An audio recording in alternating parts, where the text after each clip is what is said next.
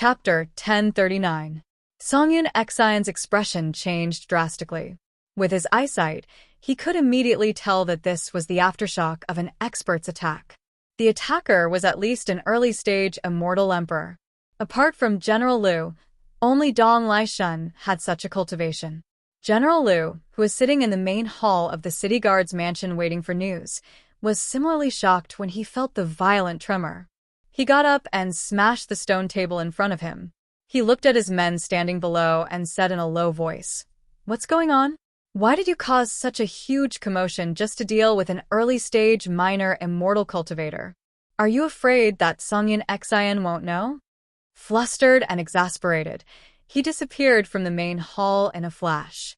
As soon as he appeared in the air, he saw Songyun Exion glaring at him angrily. Fortunately, Songyun Exion wasn't in the mood to deal with him. Saving Yu Qianqiu was his top priority, so he shot away in a flash. Golden umbrella.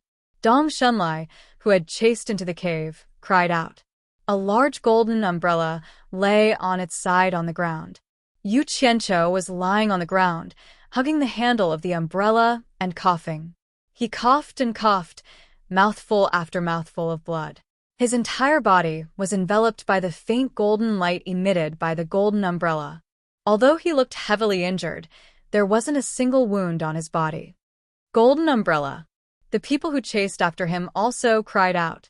Although they hadn't seen the golden umbrella before, they had heard of it. It was one of the few defensive magic treasures in the immortal world. The shape of the umbrella was so obvious that anyone with a bit of experience would be able to tell that it was a golden umbrella. It's too late. Count himself lucky. Let's go. Dong Shunlai called out. They quickly shot towards the hole in the ground tens of meters away. They knew that they wouldn't be able to break the golden umbrella in a short time.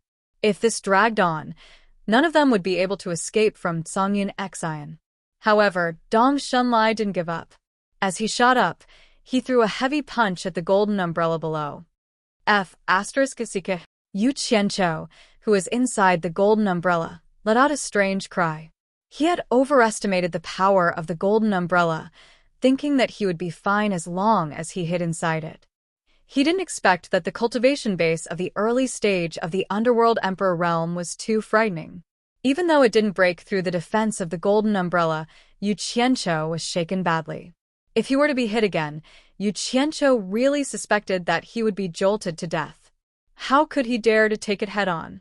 Almost at the same time the heavy punch landed, he hid back into Utopia with his umbrella. Boom. The entire Twilight City shook violently. Almost at the same time, a huge hole appeared in the ground. Dong Shunlai didn't even bother to check if he had hit him. Just as he was about to escape into the sky, a mournful cry suddenly erupted from the large hole that had been blasted open. Songyun Exion, CK your ancestors, they want to run. Stop them for your father, don't let a single one of them escape. Although the voice came from underground, the hysterical anger had faintly penetrated the ground. Everyone outside could hear it clearly. Everyone could tell that it was a roar with all his strength. He really isn't dead. Dong Shunlai's expression twitched. He wanted to turn back and beat him up a few more times, but there was no time. If he didn't escape now, when would he? Songyun Exion, who was rushing over, immediately understood what it meant when he heard, "They want to run." He wasn't angry at all about King his ancestors. When he heard that Yu Qianqiu was cursing with such vigor, his spirit was lifted. That guy was obviously still alive and didn't have time to listen to what he said next. As his eyes flashed, he immediately saw 7 streams of light shooting out from the ravine hundreds of meters away. They scattered in a fan shape and fled. It was a smart idea. It all depended on who was unlucky or lucky. Bang! Songyun Exion's roar resounded through the world. He wanted to catch 7 people who were running away. He wasn't sure if he could, but he was sure that he could kill 7 dead people. Clang. A soft sound reverberated through the world. Even the air between heaven and earth trembled slightly. A dazzling white light came out from his sleeve and instantly illuminated the entire Twilight City. The people who were used to the darkness found it difficult to adapt to such a dazzling light. They subconsciously raised their sleeves to cover their faces, or closed their eyes. They could only hear the roaring wind in their ears. Those who were close to the light were instantly swept away by the strong airflow. Dong Shunlai and the others who were scattering in all directions only saw a vast expanse of whiteness. They immediately sensed a powerful aura that blotted out the sky and covered the earth behind them. Looking back in fear, they saw a powerful beam of light sweeping towards them at an unbelievable speed. The aura that assaulted their faces was suffocating and forcefully poured into their lungs. They couldn't even block it. The 7 of them were scared out of their wits. Almost subconsciously, they used all of their cultivation to form a protective aura shield. However, the protective aura shield was easily destroyed like an eggshell. The 7 of them spat out a mouthful of blood and were instantly swallowed by the strong light that swept across. The 7 screams were swallowed as soon as they sounded. Many people who were watching from behind did not have time to escape. Suddenly, shrill screams rang out, but they were swallowed in the blink of an eye. Rumble. The earth trembled as if the sky and earth were about to be turned upside down. When the strong light disappeared, the world returned to calm. The people who were hiding in the air slowly opened their eyes and suddenly became dumbfounded. Half of Twilight City, which covered an area of dozens of miles, had collapsed, starting from near the central square, especially in the direction where Songyun Xian was facing. 1/3 of the city walls that were spread out in a fan shape were instantly smashed into powder. Not even a complete stone could be seen. On both sides of the fan shape were large collapsed houses. Dozens of mountains dozens of miles away had been razed to the ground. Smoke filled the air for a long time. Song Yunxin floated silently in the air, silently adjusting his aura. Pulling out the sword had consumed a lot of his cultivation base. He stared coldly in front of him, his right hand holding the sword horizontally in a slanted manner. This sword was not like an ordinary flying sword. The blade was longer and wider, and the temperature seemed to be very high. It was enshrouded in a dense white mist that curled up and dissipated. Finally, the blade slowly turned from white to clear, like a pool of autumn water. At a glance, one could tell that it was not an ordinary sword. Otherwise, it would not have been able to withstand such a powerful force. Could this be the Heartless Palace's 3 swords in 1 sword draw style? Some whispers sounded, and countless horrified eyes looked at Songyun Xian. They were filled with disbelief. They could not imagine that the power of one person could burst out such a powerful force. Looking at the dust-filled area in front of him, there was not a single figure to be seen. From the miserable cries earlier, it was obvious that besides the 7 people who had fled, there were countless others who had been annihilated by this sword strike. In fact, Songyun Xian did not want to kill innocent people, but after the power of that sword was released, he could not control the killing range.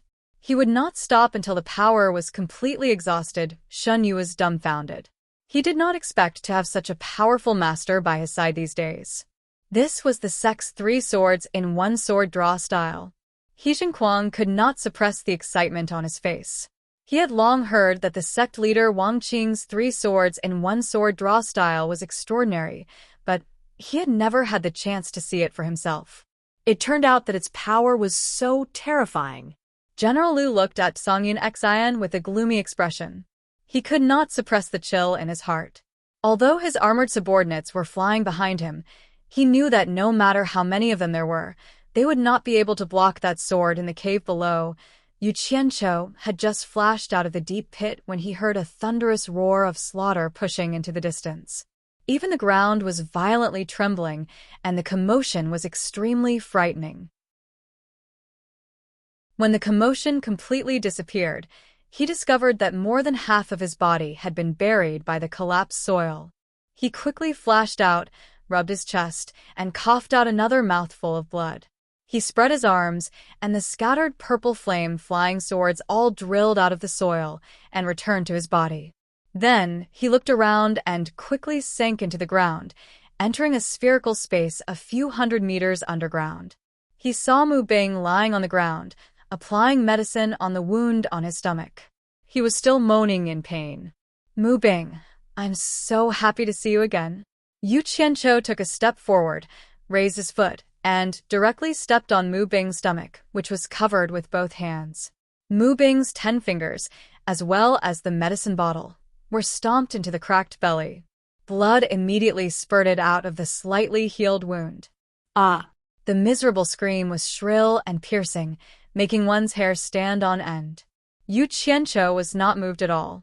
He forcefully twisted his foot again until both of Mu Bing's palms were completely stuffed into his cracked belly. Then he sneered and said, "Didn't you say that there would be a time for me to cry?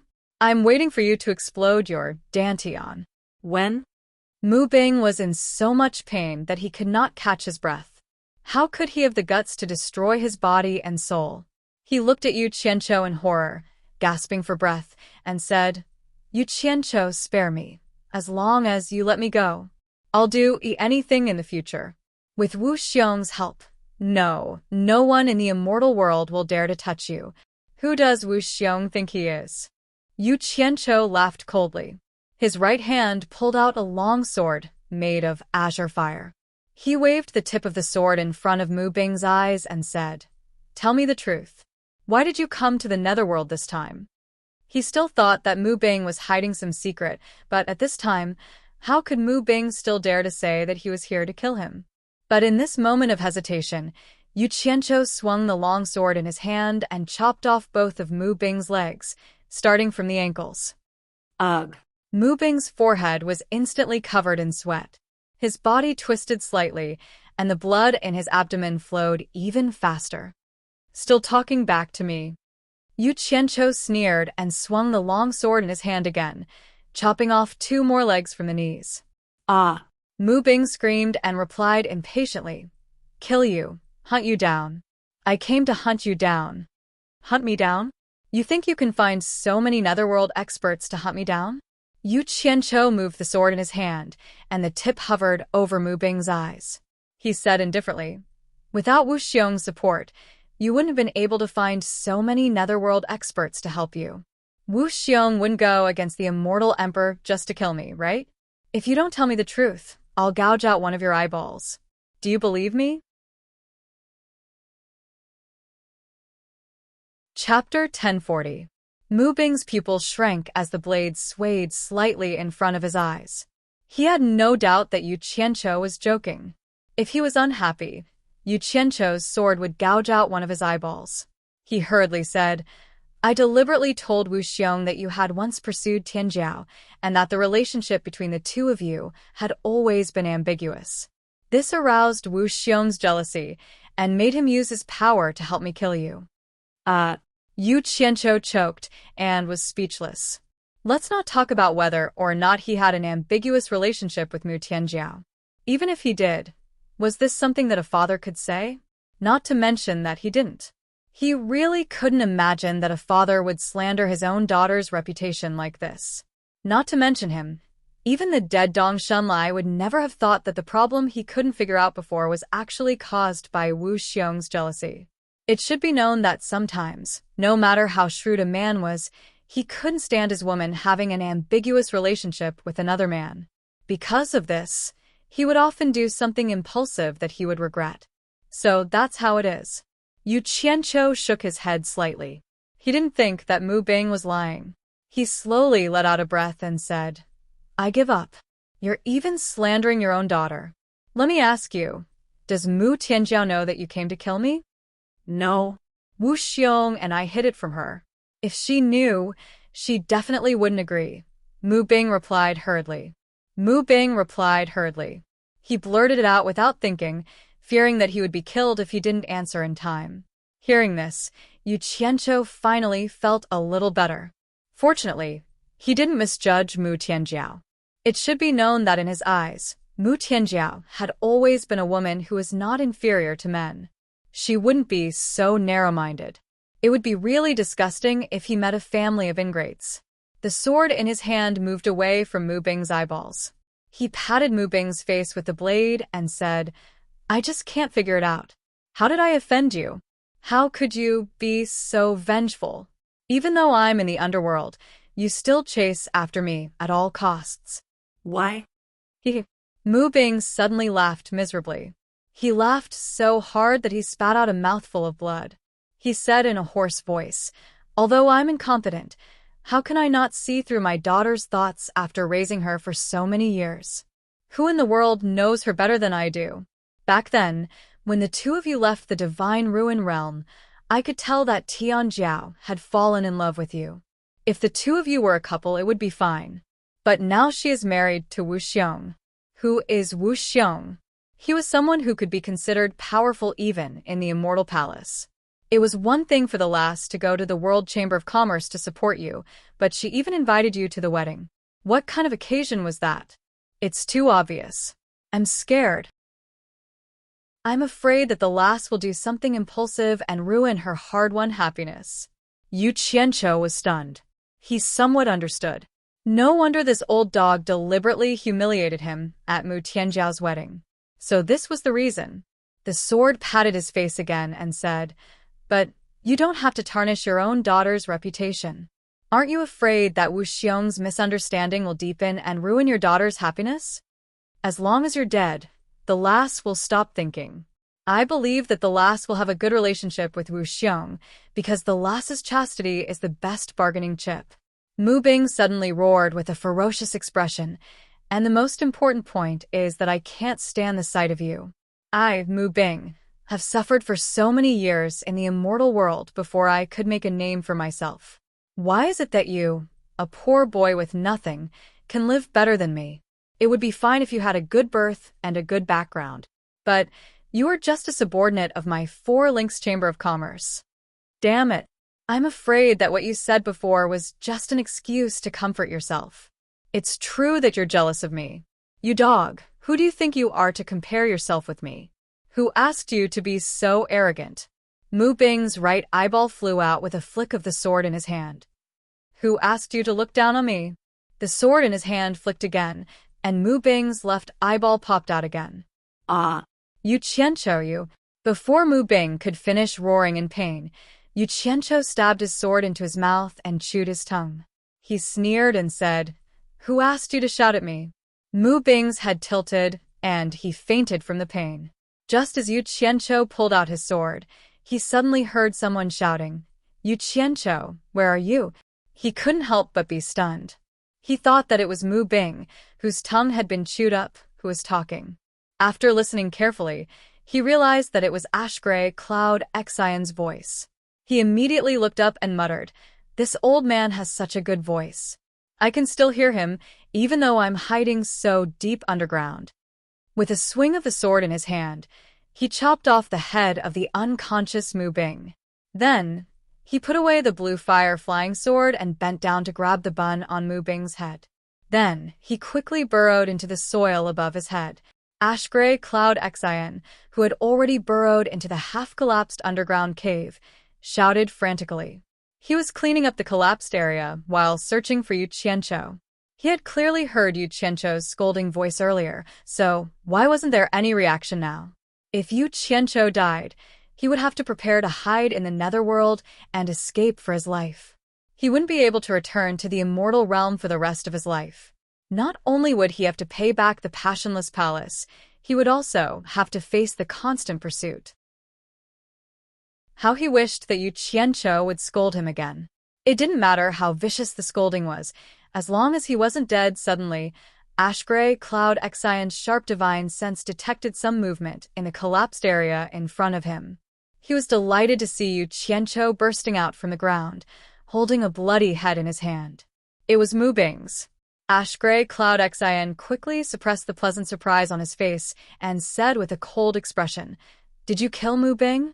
However, he was astonished inwardly. Even after being attacked by several meditation practitioners, including a netherworld emperor at the preliminary stage, they still couldn't kill him. It was a miracle that this guy was still alive.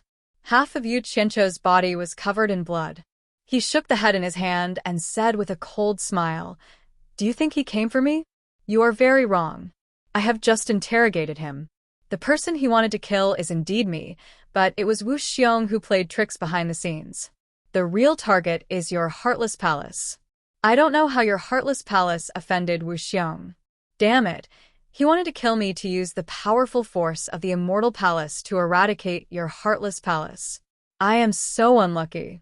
If I knew this would happen, I wouldn't have asked the heartless palace to protect me. Don't talk nonsense here. Do you think I will believe your provocation?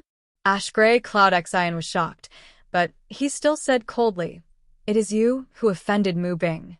Mu Bing is here for revenge. Touch your conscience when you say this." Yu Qianqiu patted his chest and lifted Mu Bing's head. He sneered, "Let's not talk about the others. Do you think he can find an early-stage underworld emperor to help him? In fact, you know that Wu Xiong is behind this.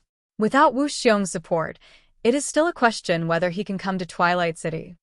Humph. Ash Gray Cloud Xian didn't care. You have the Immortal Emperor's decree on you. Wu Xiong doesn't have the guts to oppose the Immortal Emperor. That's right. Although Mu Bing has confessed, I don't understand what you said. Wu Xiong is a member of the Immortal Palace. Why would he take the lead to oppose the Immortal Emperor? Could it be that he was tired of living? I don't get it. Yu Qianqiu shook his head. Suddenly, he was startled and revealed a suspicious expression. I say, Old Ash Gray, do you think the Immortal Palace doesn't want your heartless palace to grow, so they sent me here to compose a song? In reality, it was all planned. They just wanted to sacrifice me to find an excuse to take care of the heartless palace in the open. Ash Gray Cloud Xian couldn't hide the shock in his eyes. He even suspected that the Immortal Palace was aware of Sect Master Wang Qing's secret, so they planned this. However, he thought of a suspicious point and calmed down in the blink of an eye. He snorted, "Don't try to sow discord here. You were the one who wanted me to protect you, so the Immortal Palace gave the decree to the Heartless Palace. Could it be that you have already colluded with the Immortal Palace and even sacrificed your life to be loyal to the Immortal Palace? It would have been fine if you didn't say it, but I'm even more suspicious now." Yu Qianqiu rubbed his blood-stained chin. "You know about the Great Bright Wheel, right? What does this have to do with the Great Bright Wheel?" Ash Gray Cloud Xian squinted his eyes and asked. "The Immortal Emperor ordered me to compose a song, and the person who passed the decree was the Great Bright Wheel. What's so strange about that? The Great Bright Wheel is in charge of the Immortal World Commerce Alliance, and the illusionary Immortal City is his territory. Your World Commerce Alliance is in his territory, so it's normal to find him to pass the decree," Ash Gray Cloud Xian said calmly. "That's normal, but now that I think about it, the most abnormal thing is that he was the one who asked me to come out to collect new things. When I was worried that we would become enemies and that you would secretly plot against me, he suggested that I find you to protect me. He said that you have mastered the Heartless Palace's 3 swords into 1 sword drawing style. With your protection, few people in the world can touch me, so it's definitely safe." Yu Qianqiu put his head behind his back and said suspiciously, "And I was worried that you wouldn't agree, but he told me to find you first. If you didn't agree, he would think of a way to ask for a decree from the Immortal Palace and have the Heartless Palace's Sect Master Wang Qing pressure you. At that time, you would have no choice but to agree.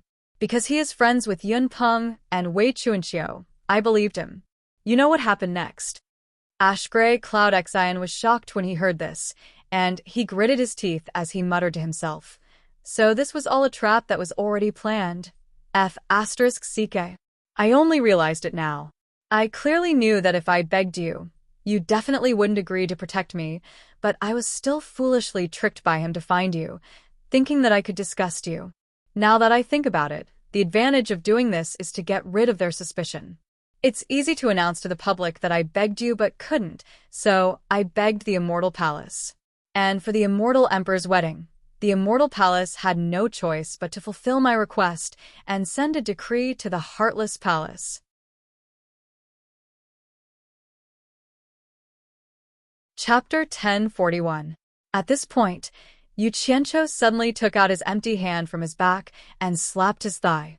He exclaimed in shock, "Oh my God! The Chamber of Commerce's Great Bright Will Master, the Immortal Palace's External Affairs Commander Wu Xiong, and they even mobilized an early-stage Underworld Emperor expert in the Underworld. Even the Dark Army is involved.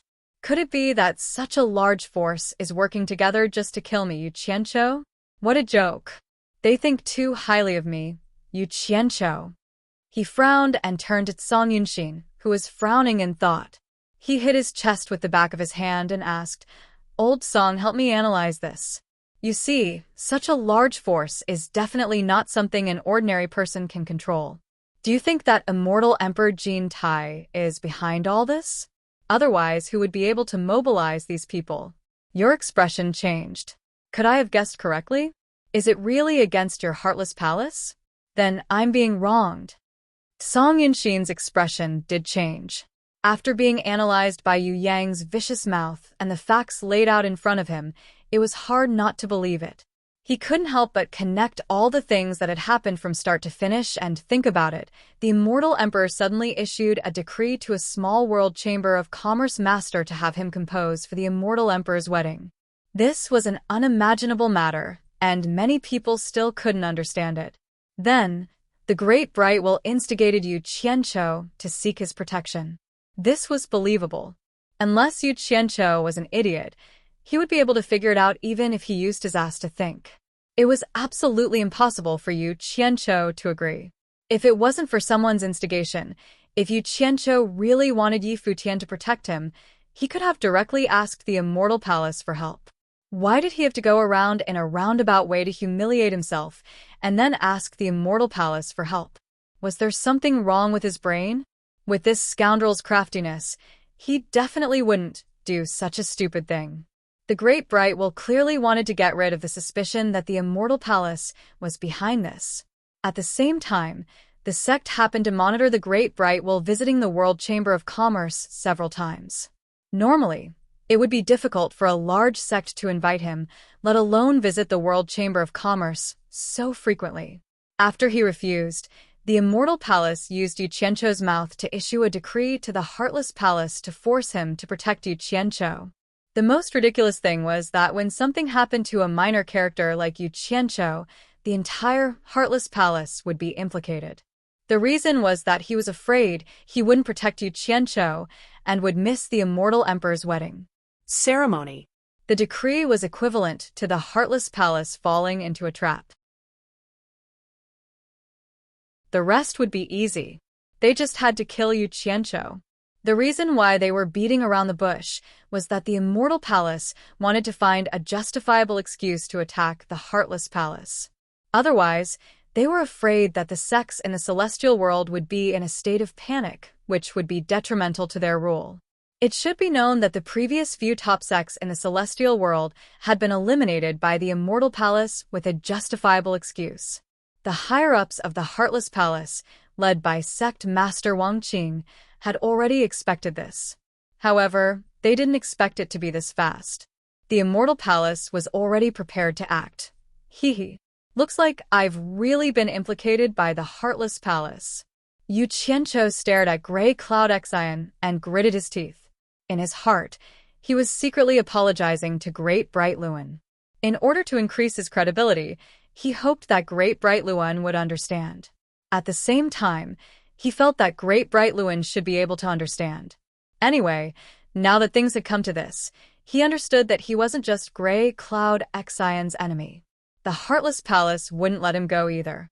Thus, he took this opportunity to provoke the Heartless Palace. If he could force the Heartless Palace to rebel, then the Immortal Palace would help him take care of this troublesome matter. The Heartless Palace wouldn't just sit and wait for death. They were a bunch of powerful people. Implicated you? Humph. If I didn't save you, you'd be dead. Grey Cloud Xian quickly regained his composure. He didn't admit or deny that the Immortal Palace was targeting the Heartless Palace. He naturally wouldn't spread this kind of thing. Instead, he stared at Yu Qianqiu and sneered. You killed Wu Xiong's father-in-law. You should think about how to explain this to Wu Xiong. What do I have to explain to him? Who saw me kill Mu Bing? Yu Qianqiu raised Mu Bing's head and sneered. It was clearly those people from Dongshan who killed Mu Bing. Don't act like nothing happened. You and I both know the reason behind this. The Immortal Palace must also know that we killed him. Not only will framing me benefit, but it will also buy time for the Heartless Palace to prepare. As long as the cover isn't lifted, The Immortal Palace won't have a legitimate reason to act against the Heartless Palace. You should be thanking me. Although he said this, only he knew the real reason. Once the news of Mu Bing's death reached the immortal world, as long as Wu Xiong wasn't stupid, he should know that Wu Xiong dared to kill his father-in-law. Wu Xiong would naturally understand that Wu Xiong had something on him. If Wu Xiong still acted rashly, then he would try and see what the consequences would be if the immortal emperor found out. Wu Xiong should know which was more important. Currently, the one who posed the least threat was Wu Xiong. Hearing this, Songyun Xian's eyes flickered. Although he didn't say anything, he understood that at the moment, this was indeed the best way to prevent the Immortal Palace from directly acting against the Heartless Palace. Just as Yu Qianqiu said, it could delay the outbreak of the crisis and allow the Heartless Palace to make more preparations. After letting out a slight sigh, he looked at Yu Qianqiu, whose chest and mouth were covered in blood. He frowned slightly and said, "You're injured like this, are you all right?" To him, Yu Qianqiu couldn't have anything happen to Yu Qianqiu, especially after he thought he knew the truth about the Immortal Palace targeting the Heartless Palace. Yu Qianqiu touched the blood scab on his chin and smiled sheepishly. "It's not the first time I've been injured. Injuries, I get used to them. I recover quickly. I'm almost healed." Songyun Xian was stunned. He looked him up and down with some disbelief. Anyone who was beaten to the point of vomiting so much blood, how could they recover so quickly? Seeing that he didn't believe him, Yu Qianqiu didn't want to reveal the miraculous effects of the golden bead to him. He quickly shook the head in his hand and changed the topic. "Let's go. It's time to let the people outside know the truth." He flashed towards the exit, and Songyun Xian followed. After the two of them flashed out of the ground, Yu Qianqiu flew directly to the broken statue standing in the center of Twilight City, ignoring the surprised and doubtful gazes around him. He landed on the top of the giant statue, looked around, and immediately stared speechlessly at the ruins of half of the city. After a while, he tilted his head and looked at Songyun Xian, who had landed beside him. He guessed that this old man had pulled out that shocking sword to scare people again. Withdrawing his gaze from Songyun Xian, he raised the head in his hand to the crowd and shouted at General Liu.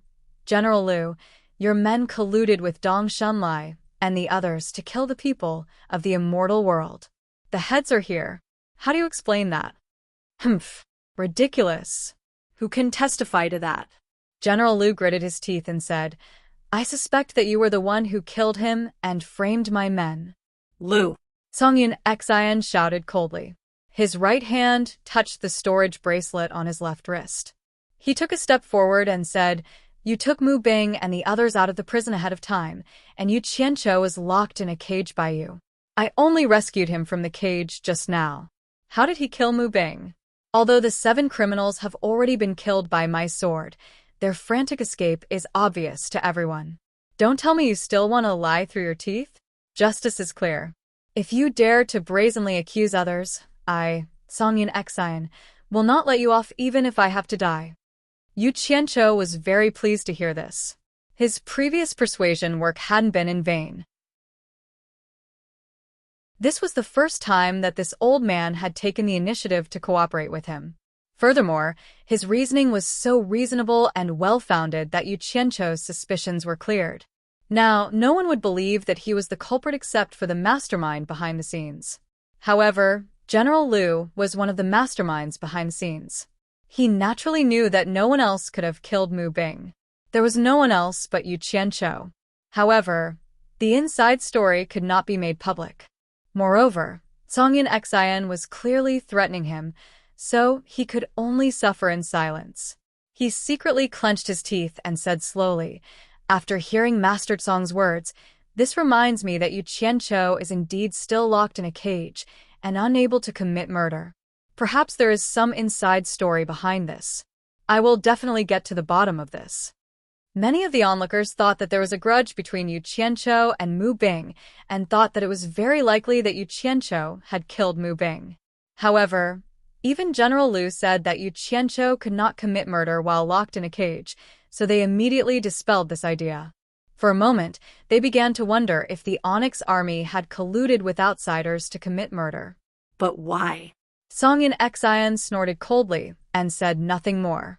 Both sides knew that this matter would be investigated, but there was no time limit at all. It would definitely be investigated until the end. However, neither he nor Yu Qianqiu wanted to be entangled in this matter as long as they were not implicated. Master Song. General Liu, who was floating in the air ahead, suddenly spoke again. In addition to the 7 murderers who were killed, more than half of Twilight City has been destroyed, and so many cultivators of the immortal and netherworld have been killed by you. Although it was an unintentional mistake, this is my territory. How do you expect me to explain to my superiors that such a big thing has happened? Songyun Xian immediately narrowed his eyes and stared at him. It was obvious that the other party had suffered a loss just now, and was now looking for trouble. In the immortal and netherworld, it had always been the strong who had the final say. Those who had connections, ability, and background would naturally settle the score with him afterward. Those who did not have the ability could only blame it on their bad luck. There was no need for him to stand up for them. However, this was someone else's territory, and he had indeed destroyed Twilight City. If someone insisted on making things difficult for him, it would be understandable. What do you want? Songyun Xian said indifferently. General Liu glanced at Yu Qianqiu meaningfully and then replied, Master Song, it was an unintentional mistake, but I dare not make the decision on my own. I have to report back to my superiors and wait for their instructions before making a decision. Before that, please cooperate with me and don't leave Twilight City for the time being. Otherwise, it will be difficult to find you.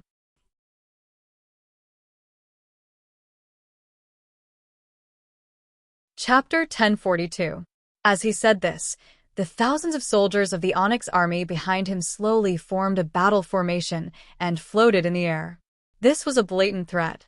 Previously, Songyun Xian had threatened him, so he immediately retaliated.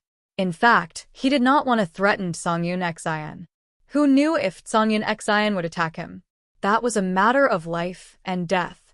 However, if he did not regain his lost face, he would not only lose his own face, but also the face of the entire Onyx army. He could not afford to bear such a heavy responsibility.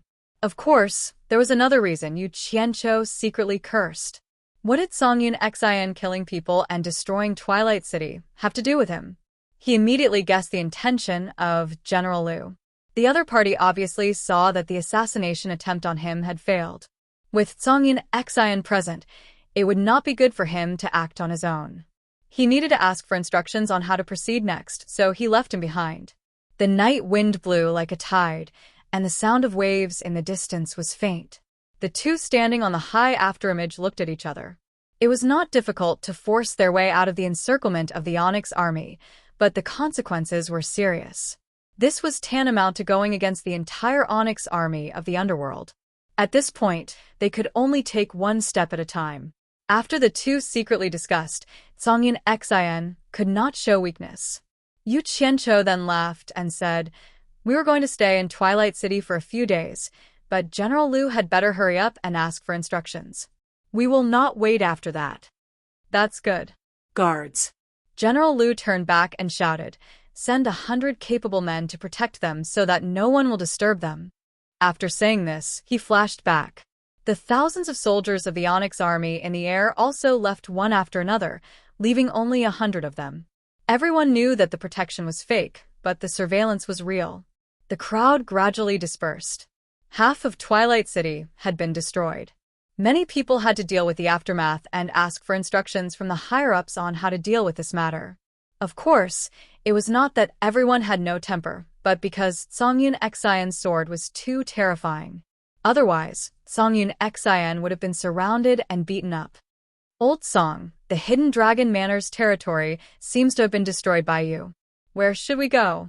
Yu Qianqiu looked around the ruins and smiled bitterly. Old Song, it seems like you've destroyed the Hidden Dragon Manor's territory. Speak of the devil. Ding Xiang, who was in a sorry state, flew over and stood in front of the two. He stared at Songyun Xian and said through gritted teeth, Songyun Xian, Nearly half of my disciples died under your sword. Even I almost lost my life. How do you explain this? He was relatively unlucky. Because he did not want to get involved in the matters of these two people, he did not come out to watch the show for fear of being implicated. In the end, he was almost killed by a single sword strike from Songyun Xian. Fortunately, he was lucky enough to escape. It wasn't that he felt sorry for his dead disciples, but that he wanted to vent his anger. You are also clear about the matter. It is useless for me to explain. If there is anything, you can ask your hidden dragon villa to discuss it with my heartless palace. I don't have time to talk to you endlessly. If you continue to be so long-winded, I don't mind killing one more. Songyun Xian snorted coldly and revealed his dominance. Ding Xiang immediately lost his temper. At the side, Yu Qianqiu looked at Ding Xiang and chuckled. He thought to himself, aren't you looking for trouble for yourself? He Jinquang and Xin Yu quickly flew over. He Jinquang's face was abnormally excited. He did not feel a headache because Songyun Xian had caused trouble. Instead, he cupped his hands respectfully and said, High Priest, I have already ordered my disciples to clean up the rooms. There are too many people here. Why don't you come to our place to rest? The Heartless Palace's business was located in the opposite direction of the destroyed area, so it was fine. They could only do this. Under He Jinquang's lead, the few of them quickly flew to the Heartless Palace's business. Ding Xiang, who was in a sorry state, was left speechless around the Heartless Palace's business. The hundreds of soldiers of the Dark Underworld Army were blatantly monitoring the surroundings. After He Jinquang personally arranged their accommodations, Songyun Xian took the opportunity when Yu Qianqiu led Xin Yu to check the living environment to signal He Jinquang. The two of them were about to leave when Yu Qianqiu, who was strolling around with his hands behind his back, looked back and smiled. He had roughly guessed what Songyun Xian was going to do. He immediately shouted, Elder He, please wait. The two of them stopped and turned around. He Jinquang smiled in confusion and said, What orders does sect leader you have? Yu Qianqiu walked over with Mu Bing's head in his hand. He said, Elder He, please arrange for someone to send this to Wu Xiong of the Immortal Palace. Tell him that I passed it to him. Also, help me pass a message to Wu Xiong and his wife. Tell them that my ability is limited, and I could not save Mu Bing's life. I could not even keep his corpse intact. I am ashamed that only his head was left. This. He Jinquang immediately looked at Songyun Xian awkwardly. What a joke. How could he interfere in something like this? Songyun Xian fell silent for a moment. Then he frowned and said, I can arrange for someone to bring Mu Bing's head over for you, but to pass a message. Why don't you leave a message in a jade archive and pass it to Wu Xiong and his wife along with Mu Bing's head? Yu Qianqiu understood He Jinquang's concerns. He chuckled and took out a jade archive. He wrote a few words on it, then passed it to He Jinquang along with Mu Bing's head. Since Songyun Xian had instructed him to do so, He Jinquang could only reluctantly accept these two items inside the secret chamber of Unrequited Love Palace's branch. Songyun Xian solemnly laid down a soundproof enchantment the moment he entered. Then, he took out a jade archive. After some thought, he wrote quite a few things on it. After he was done, he carefully checked it a few times. Then, he added a special restriction of Unrequited Love Palace onto the jade archive. He Jinquang's eyelids twitched. He knew that this restriction was a self-destruct restriction. If someone didn't know how to undo it and forcefully opened it, the contents of the jade archive would immediately self-destruct. Even he, an elder, wouldn't be able to undo it. Songyun Xian handed the jade archive over and said in a deep voice, Bring some people with you and return to the immortal realm immediately. You must personally deliver this jade archive to the sect master. Remember, it can only be handed over to the sect master. It cannot fall into anyone else's hands. If you run into any trouble along the way, you can say that you were entrusted by Yu Qianqiu to deliver Mu Bing's head to Wu Xiong. If you run into any trouble that you can't solve, destroy this jade archive immediately. It cannot fall into anyone else's hands. This is an important matter. Do you understand? If it weren't for the fact that he couldn't send messages across the two realms and that he couldn't leave this place for the time being, he wouldn't have handed over the contents of this jade archive to someone else. He Jinquang's expression turned solemn. To think that this was something that couldn't be handed over and could only be presented directly to the sect master, unrequited love palace. He didn't even need to think to know that it was something extremely important. He immediately nodded and said, "Don't worry, High Deacon. I know what to do." After Songyun Xian reminded him again, the two of them left the secret room together. He Jinquang then quickly arranged the matters here. He himself picked dozens of people and quickly flew out of Twilight City. They weren't the only ones who left Twilight City at the same time. Since the Immortal Realm and the Netherworld couldn't send messages directly, the other sects had sent people back to the Immortal Realm to report what had happened here. In this way, everyone could travel together on the way, reducing a lot of risk. Yu Qianqiu leaned against the stone window. After seeing He Jinquang leave with his people, he turned around and walked to Songyun Xian, who had just entered the room, as if nothing had happened. He was a little puzzled and said, "I didn't expect so many sects to send people to guard Twilight City. I wonder what kind of business everyone is doing here?" Songyun Xian didn't hide anything and told him directly, since the Netherworld had a rule since ancient times. People from the Netherworld were not allowed to do business with the Immortal Realm. Twilight City was actually a black market trading center under the command of the army of the Netherworld. People from the Immortal Realm and the Netherworld had to abide by the rules if they wanted to do business here. The so-called rules were because there was the protection of the army of the Netherworld here, so people could trade with peace of mind. Therefore, protection fees must be paid. If they didn't pay, they wouldn't be able to survive here. As for what to trade between the Immortal Realm and the Netherworld, what the Netherworld lacked the most were all kinds of weapons and magic treasures. It had to be known that the Netherworld was vast and had a large population. There were often fights and killings, so the consumption of weapons and magic treasures was a huge number. Unfortunately, weapons and magic treasures must be refined by controlling fire. However, fire was the natural nemesis of meditation, which became the biggest obstacle for meditation cultivators to refine magic treasures and weapons. However, these obstacles were not a problem at all for the cultivators of the Immortal Realm. If you meditation cultivators want it, we can refine it for you. Of course, we can't give it to you for free. Naturally, you have to pay the price. Therefore, the Netherworld was extremely rich in reserves, and the spirit stones that the cultivators of the Immortal Realm needed became the best trading item. At the same time, you could find some rare minerals and metals in the Immortal Realm in the Netherworld, which were all needed for refining magic treasures. A buyer and a seller's market was formed. Those who could do business in Twilight City were some of the top sects among the tens of thousands of sects in the Immortal Realm. As for those small sects, it was a problem whether they could reach here safely. They were afraid that before the transaction was completed, the things in their hands would have been snatched away. Therefore, those small sects and small merchants only dared to look for business opportunities not too far from the entrance to the Netherworld. But then again, the small sects and small chambers of commerce almost didn't have anything good in their hands. The various forces in the Netherworld didn't care about their things, and the rich reserves of spirit stone mines in the Netherworld were mostly controlled by the various forces. Those small sects could only find some scattered small forces or loose cultivators to do business with.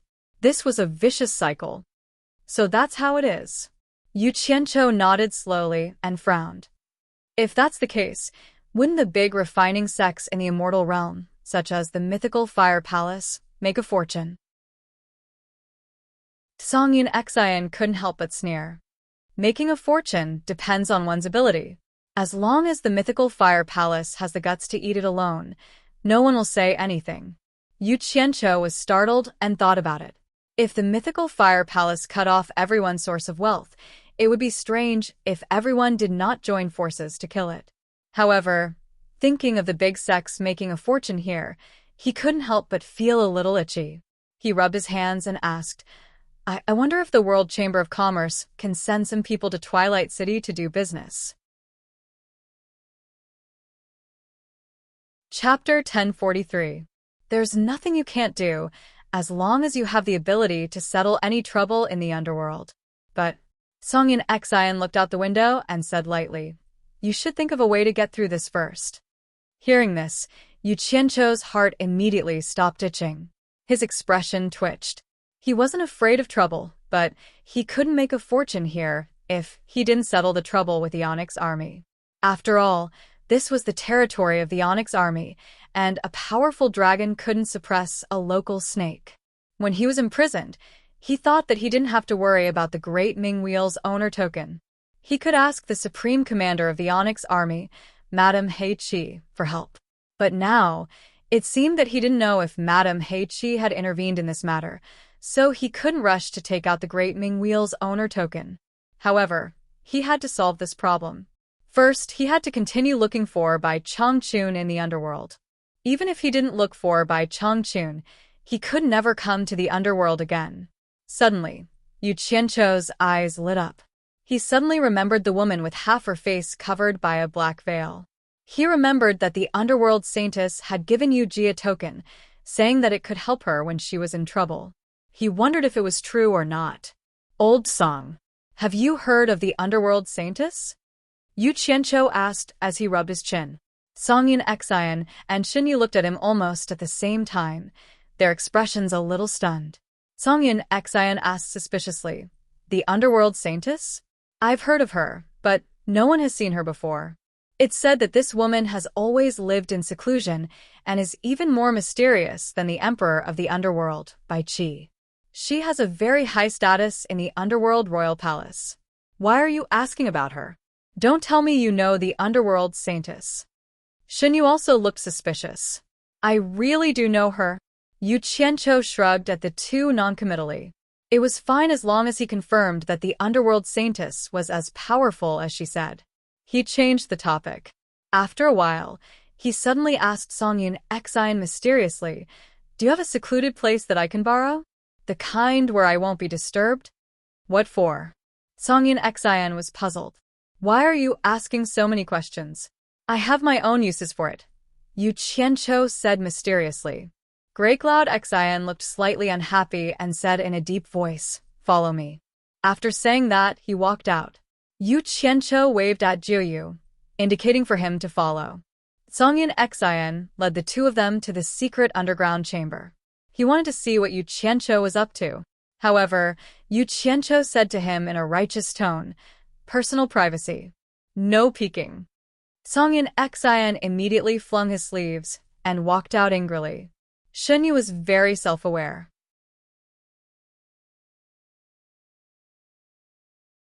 Yu Ji doesn't dare. To her, the token was of no use at all. If it was not for the fact that Yu Qianqiu had mentioned it, she would have forgotten about it. Even if Yu Qianqiu asked for it, she would not feel anything. How would she dare to accept the rent from the torture envoy? "Just take it. It's not something valuable. I have many of them." Yu Qianqiu grabbed her hand and forcefully shoved it into her hand. However, he was pondering in his heart. If that netherworld saintess wanted to find out why the token ended up in his hands, he would at least have a reason to deal with it. Yuji's body could not help but tremble. After so many years, he was the second man who had grabbed her hand. She held the pair of bracelets and bowed. "Thank you, torture envoy." Yu Qianqiu did not want to be polite with her. He smiled and said, "There's something you need to prepare in advance. You need to secretly look for a candidate to take over your position as the Ghost King. Don't announce it for now. Maybe I'll take you out of the demon realm soon." Yuji suddenly raised her head. Her eyes were full of surprise and anxiety. Most of all, she was confused about the unknown future. "Don't think too much. I'm asking you to do something for me. Of course, this is just my temporary idea. We'll talk about it when the time comes." Yu Qianqiu smiled and waved his hand. "All right. I still have something to do. Go ahead." Before Yu Ji could respectfully send him off, Yu Qianqiu had already disappeared from the hall. She could not help but stare at the pair of storage bracelets in her hand in a daze.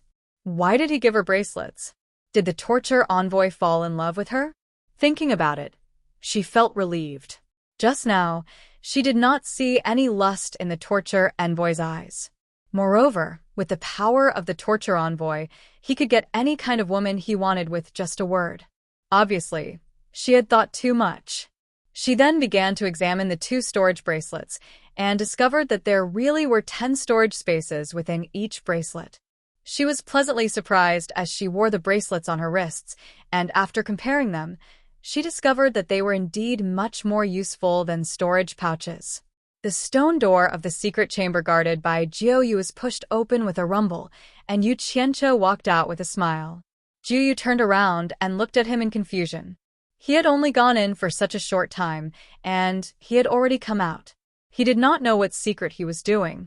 The 2 of them walked up the stairs leading to the underground secret chamber and found that Songyun Xian was guarding outside with his hands behind his back. He looked at Yu Qianqiu with sparkling eyes. Yu Qianqiu smiled and said, "Why are you looking at me like that? I've been thinking about a problem. You've been neglecting your work. The date of the immortal emperor's wedding is not far away. Let's see how you're going to explain it then." Songyun Xian sneered. Yu Qianqiu climbed up the last stone step. He held his stomach with both hands and chuckled. "You don't understand. Walking around and seeing more can increase the inspiration for composing. The reason why I wanted to find a place where no one would disturb me was that I suddenly had good inspiration and needed to sort out." After that, he slowly walked away. Songyun Xian looked at his back skeptically. The 3 of them stayed in the same room for a whole day. Yu Qianqiu, who was sleeping soundly with his head covered, suddenly sat up. The other 2 people sitting cross-legged looked at him in confusion. Yu Qianqiu jumped off the stone bed, looked out the window, and said in a deep voice, "What the hell is that Lu Lin doing? He hasn't reported back after waiting for a whole day. I still have things to do and don't have time to play with him." They had now figured out the name of General Lu. "Then what do you want? Do you really have the guts to go against the army of Onyx? They don't care if you have the immortal emperor's Dharma body or not," Songyun Xian said disdainfully. "If a tiger doesn't show its might, you think I'm a sick cat. Let's go. Let's go find him." Yu Qianqiu strode outside. He was full of confidence now, and was just waiting for a chance to go crazy. He had waited patiently for a day, and would not wait another day. Songyun Xian wanted to stop him and tell him not to be impulsive, but Yu Qianqiu had already flown into the sky. He hurriedly chased after him, with Shen Yu. "Stop!" A loud shout sounded. 100 figures surrounded the 3 of them from all directions. The leader held a saber at his waist and said coldly, "Where do you want to go?" "Tell that Lu guy to come see me," Yu Qianqiu said with a gloomy expression. The leader said indifferently, "The general is not free right now." Quite arrogant.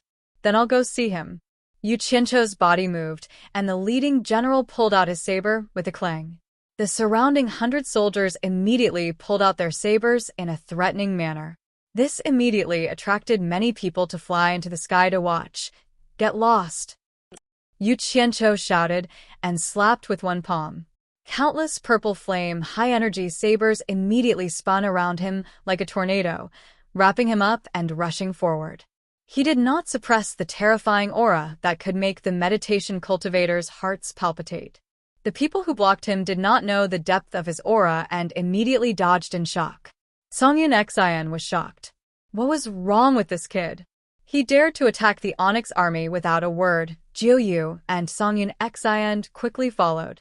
The meditation cultivator general who dodged did not dare to forcibly stop Songyun Xian without receiving a death order, so he let the 2 pass. However, he then took out a black horn, raised it in front of his mouth and blew it. The dull sound of the horn immediately resounded throughout Twilight City. Countless people were startled by the battle horn of the Onyx army and flew into the sky to see what was going on. More than 1,000 soldiers of the Onyx army quickly flew into the sky with a murderous aura. General Lu Lin, who was leading them, strode out of the city guard's mansion. Yu Qianqiu and the other 2 stood at the gate of the city guard's mansion. Songyun Xian and Jiuyu looked at Yu Qianqiu in front of them with some bewilderment. They did not know what this guy wanted to do. The surrounding crowd looked at the 3 of them in shock. They were a little worried that Songyun Xian would make a move again and cause trouble for everyone. General Lu Lin looked at the three of them with burning eyes and said in a deep voice, "What's going on?" The general who blew the horn quickly came over and reported, "General, Yu Qianqiu said he wants to see you. I told you that the general is not free, but he attacked the Onyx army." Lu Lin suddenly stared at Yu Qianqiu, and he sneered repeatedly. "How audacious of you to dare make a move against my Onyx army. Do you really think we're just there for show? Don't talk nonsense here." Yu Qianqiu stood with his hands behind his back and said expressionlessly, "I gave Madame He Qi face and waited patiently for a day. Didn't you say you were going to report to the higher-ups? I'm here to listen to your higher-ups' decision.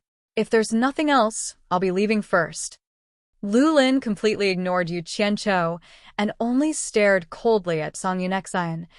"Consecrated Songyun, I only have one question for you. Are you going to stay and wait for instructions from our higher-ups, or are you going to accompany Yu Qianqiu and force your way out?" The threat in his words was very strong. Songyun Xian's eyes flickered. It was easy to charge out, but he couldn't escape forever. The Onyx army was filled with experts. He was afraid that once he charged out, he would immediately be chased endlessly. "I'm giving you face, but you don't want it." Yu Qianqiu laughed coldly. He reached out with one hand from behind his back, and the hand inside his sleeve grabbed a black token. He slowly walked toward Lu Lin and said in a deep voice, "Open your dog eyes wide and take a good look." He guessed that the underworld saintess wouldn't fool people. He just didn't know how much trouble this token could solve. However, he believed that even if this token wasn't very useful, it could at least make the Onyx army wary and not dare to act recklessly. Lu Lin didn't care at all. He stared at Songyun Xian and was about to interrogate him when the expressions of the soldiers beside him changed at the same time. Suddenly, all of them knelt down on one knee toward Yu Qianqiu. "What are you doing?" Lu Lin was startled and shouted to his left and right, "General, it's the Onyx Emperor's token." Someone beside him transmitted his voice in a trembling voice. When Yu Qianqiu saw the kneeling soldiers, he was immediately emboldened. He laughed coldly and said, "How audacious of you to disregard the token in my hand. I want to see how many heads you have." When Lu Lin's gaze shifted to the token in Yu Qianqiu's hand, he was immediately stunned by the pattern of 5 peaks surrounding and protecting the main peak. That was obviously the Onyx Emperor Mountain, especially the material of the token. It was made from the darkwood found in the darkwood forest in the back palace of the Onyx Royal Palace. In the entire Netherworld, only the place where the Onyx Emperor resided would have darkwood growing. There was no way to fake it. He immediately cried out involuntarily, "The Onyx Emperor's token!" Trembling, he bent his knees and knelt on the ground with a thud. He said in a trembling voice, "Your subordinate Lu Lin didn't know that you were coming. I deserve to die 10,000 times for my crime." When he knelt down, coupled with the words "Onyx Emperor's token," the 1,000 soldiers in the sky immediately changed their expressions. They all knelt down on one knee and bowed. When this inexplicable scene came out, everyone was shocked. The Onyx Emperor's token. The sky was filled with voices. Whether it was the people from the immortal world or the netherworld, no one dared to be arrogant in the sky.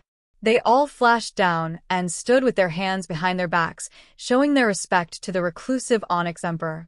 Songyun Xian and Xinyu looked at Yu Qianqiu with their mouths agape. They couldn't have imagined that Yu Qianqiu would suddenly do this. Yesterday, he was a prisoner of the Onyx army and was almost killed. Today, he made the insufferably arrogant Onyx army submit to him with a wave of his hand. The contrast was too great. The shock in Songyun Xian's heart was indescribable. This was the legendary Onyx Emperor's token that was personally carved by the Onyx Emperor.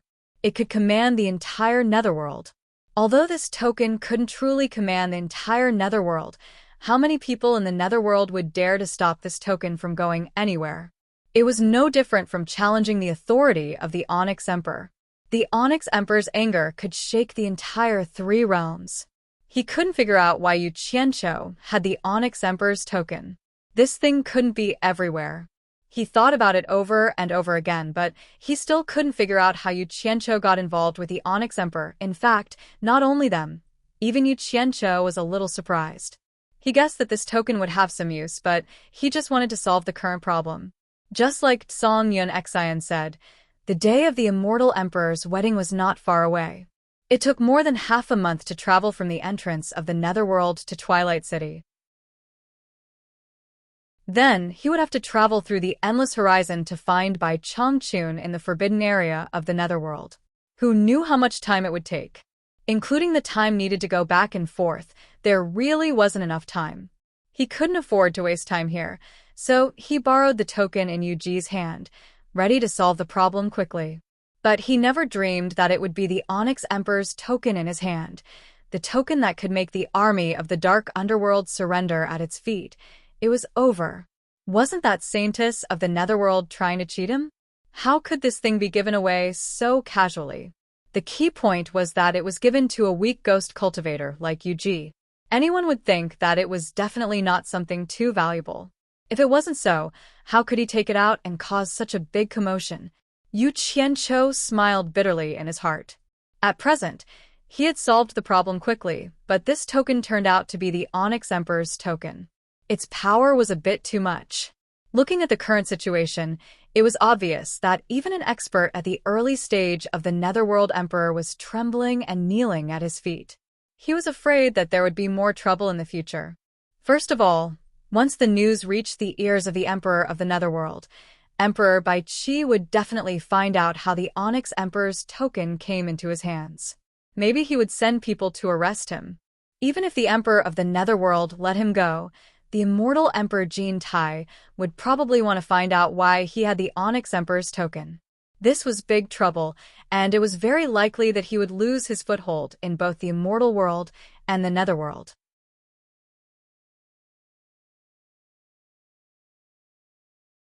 Chapter 1044. Yu Qianqiu slowly lowered his raised arm and put the token of the Underworld Emperor into his sleeve. He had 1,000 thoughts in his mind, but he looked calm on the surface as he walked toward the city guard mansion.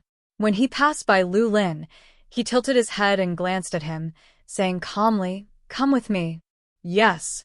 Lu Lin quickly stood up and followed Yu Qianqiu into the city guard's mansion. Thousands of soldiers knelt motionlessly outside. No one dared to stand up on their own. Songyun Xian and Xinyu were still in shock. Looking at Yu Qianqiu's back, they didn't dare to follow him in without permission. Yu Qianqiu's identity became the biggest question in their minds. In the main hall of the city guard's mansion, Yu Qianqiu casually set up a soundproof barrier. He turned to look at Lu Lin, who was standing with his hands behind his back in fear and trepidation. Without any preamble, he went straight to the point and asked, "Why did the Onyx army participate in Mu Bing's mission to kill me?" Lu Lin's face was pale as he said, "This subordinate doesn't know. This subordinate only received the commander's order to cooperate with Mu Bing's mission. I really don't know anything else." Commander? Yu Qianqiu raised an eyebrow and asked, "Wu Xiong?" Lu Lin was stunned. He couldn't understand why the person with the Emperor of the Underworld's token would ask such an idiotic question. He paused and quickly explained, "It's not Wu Xiong from the immortal world. It's the commander of our Onyx army, Hong Ji." Hong Ji? Yu Qianqiu immediately realized that he had made a mistake, but he didn't mind it at all.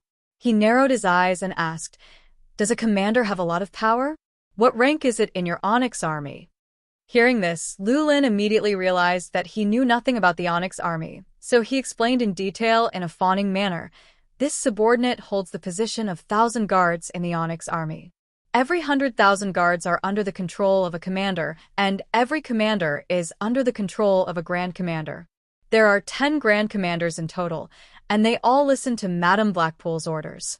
Yu Qianqiu silently calculated, and after coming to a conclusion, he was immediately shocked and said, "If that's the case, doesn't that mean that the army of Onyx has 100 million soldiers?"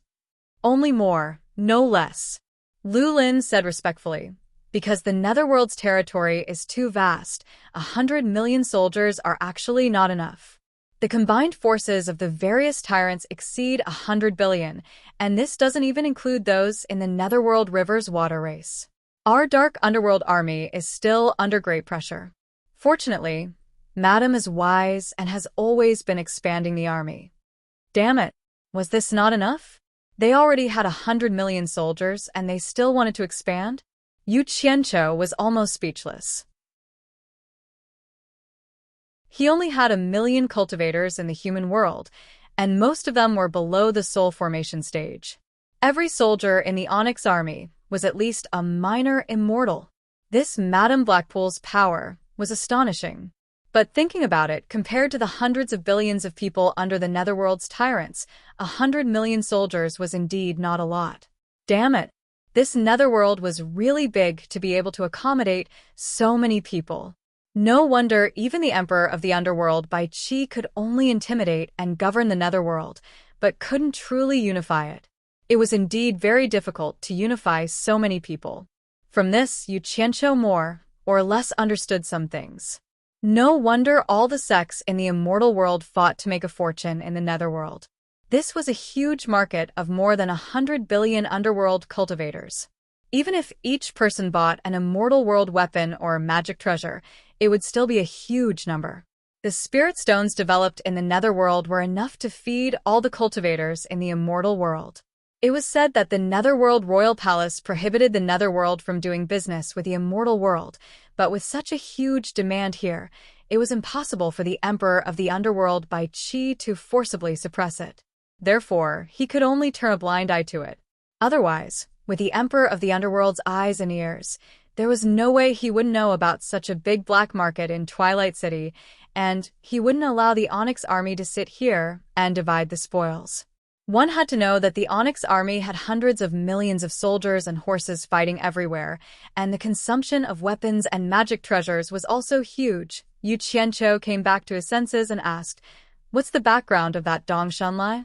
Is he also a member of the Onyx army?" This subordinate has never seen this person before, but it shouldn't be difficult to find out his background. I believe that you can use the Emperor of the Underworld's token to investigate the entire Onyx army, Lu Lin replied respectfully. Yu Qianqiu was speechless again. He was a fox borrowing the tiger's might, so how would he dare to use the Emperor of the Underworld's token to mobilize the entire Onyx army? Wouldn't that be courting death? Moreover, this matter involved the Onyx army. After thinking for a while, he knew that he couldn't stay here any longer, so he asked indifferently, "Can I leave now?" "Yes, sir." Lu Lin retreated to the side in fear. Yu Qianqiu snorted coldly, removed the soundproof barrier, and strode outside. Seeing nearly 1,000 soldiers still kneeling outside the mansion, he felt that it was even more unwise to stay here any longer. He quickly walked to Songyun Xian and Xinyu's side, took out his flying shuttle, and said, "Everything is fine here. Let's continue our journey." After saying that, he took the lead and jumped up first.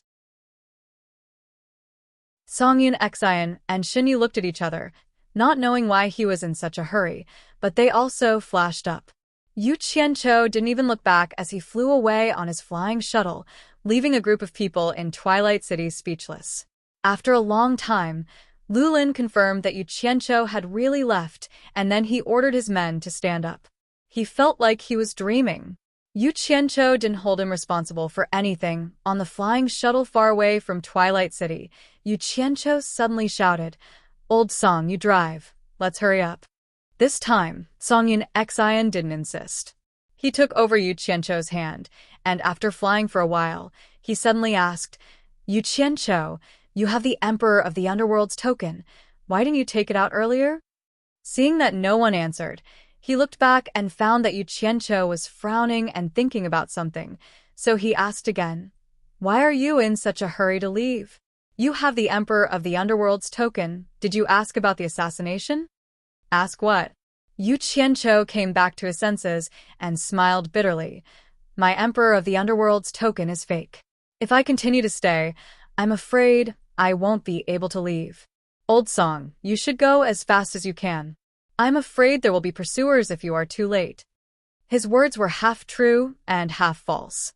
In short, He hoped that Songyun Xian could hurry up and reach the mysterious forbidden area of the underworld as soon as possible. Anyway, it was not good to stay in the underworld for a long time. Songyun Xian and Xinyu were speechless at the same time. They looked back at him in disbelief. They didn't expect him to dare to fake the Emperor of the Underworld's token. Now they understood why he was in such a hurry to leave. Fake the Emperor of the Underworld's token. Can't they tell the real from the fake? Yu Qianqiu, you're not joking, are you? Songyun Xian was still in disbelief. Yu Qianqiu smiled bitterly and said, I didn't know it was the Emperor of the Underworld's token. I just saw it once by accident. I heard that this token is very useful in the underworld, so I made a replica. I just wanted to use it to solve the problem at hand. I didn't expect it to be the Emperor of the Underworld's token. If I knew it was the Emperor of the Underworld's token, I wouldn't have taken it out. But don't worry, they won't find out for a while. Humph. I think you are really tired of living. You even dare to fake the Emperor of the Underworld's token. Is there anything in this world that you don't dare to do? Even if you want to die, you don't have to drag the two of us into this. Songyun Xian's face darkened on the spot. He had thought it strange earlier. How could Yu Qianqiu have the Emperor of the Underworld's token? It was unbelievable. It turned out that it was a fake. Damn it. I said I didn't do it on purpose. Didn't I do it with good intentions? Yu Qianqiu said angrily, I really don't want to drag the two of you into this. If you are not happy, we will go our separate ways now. Hearing this, Songyun Xian and Xinyu's mouths twitched at the same time. The two of them wanted to go their separate ways, but could they? Their lives were tied to him. If he was finished, everyone would be finished with him. They had to think of a way to protect him. Songyun Xian was so angry that he didn't say anything. His face darkened, but his flying speed gradually increased to the limit that he could control. After a moment of silence, Xinyu said weakly, I think we should go by water. Once the fake Emperor of the Underworld's token is exposed, the army of the Underworld on land will immediately cast a net to capture us. We won't be able to escape. If we go by water, at least the army of the Underworld won't dare to easily track us into the Underworld River. It should be much safer than on land. That makes sense. Yu Qianqiu nodded repeatedly. Songyun Xian, who was silent with a darkened face, immediately steered the flying shuttle to change direction and quickly flew toward the Underworld River. Fortunately, they weren't too far from the Underworld River. Songyun Xian flew quickly and reached the shore of the Underworld River in half an hour. Yu Qianqiu put away the flying shuttle. Songyun Xian quickly checked the surroundings and nodded to Xinyu after confirming that there was no one around. Xinyu didn't say anything and quickly transformed into his original form. He opened the clam, and the other two quickly went in. The clam quickly closed and sank into the water. Xinyu swam quickly in the Underworld River.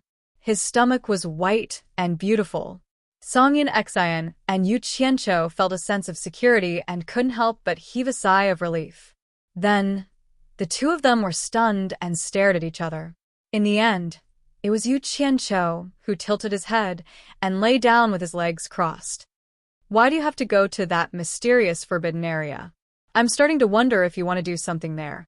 Songyun Xian sat cross-legged and asked in a deep voice. You don't know about this. You don't know how vast the underworld is unless you go there. How can you know what's so mysterious about it if you don't go there? Yu Qianqiu rested his head on his arm and looked at him. He sighed and said, Don't you think it's a pity that you can't go there in your lifetime? Nonsense. Songyun Xian snorted coldly. You should think about how we're going to return to the immortal realm. I only hate that the disciples of my heartless palace in Twilight City will be dragged down by you. Although he said that, he was worried about whether He Jinquang would be able to successfully deliver the Jade Archive to the sect master. Sigh. Yu Qianqiu let out a long sigh and closed his eyes. Right now, he was a little worried about the people from the World Chamber of Commerce. He wanted to make a trip back to the World Chamber of Commerce. However, he remembered that he had instructed Hibiscus and Wu Lixue to contact him immediately if anything went wrong. He felt a little relieved. Just like that, the two of them were sealed inside the clam, silently moving through the Netherworld River. Fortunately, several days passed without any incident. In the forest of the majestic imperial harem of the Netherworld Royal Palace, the sound of something rolling could be heard from the pavilion that stood quietly. A few large fireflies were crawling on the windowsill.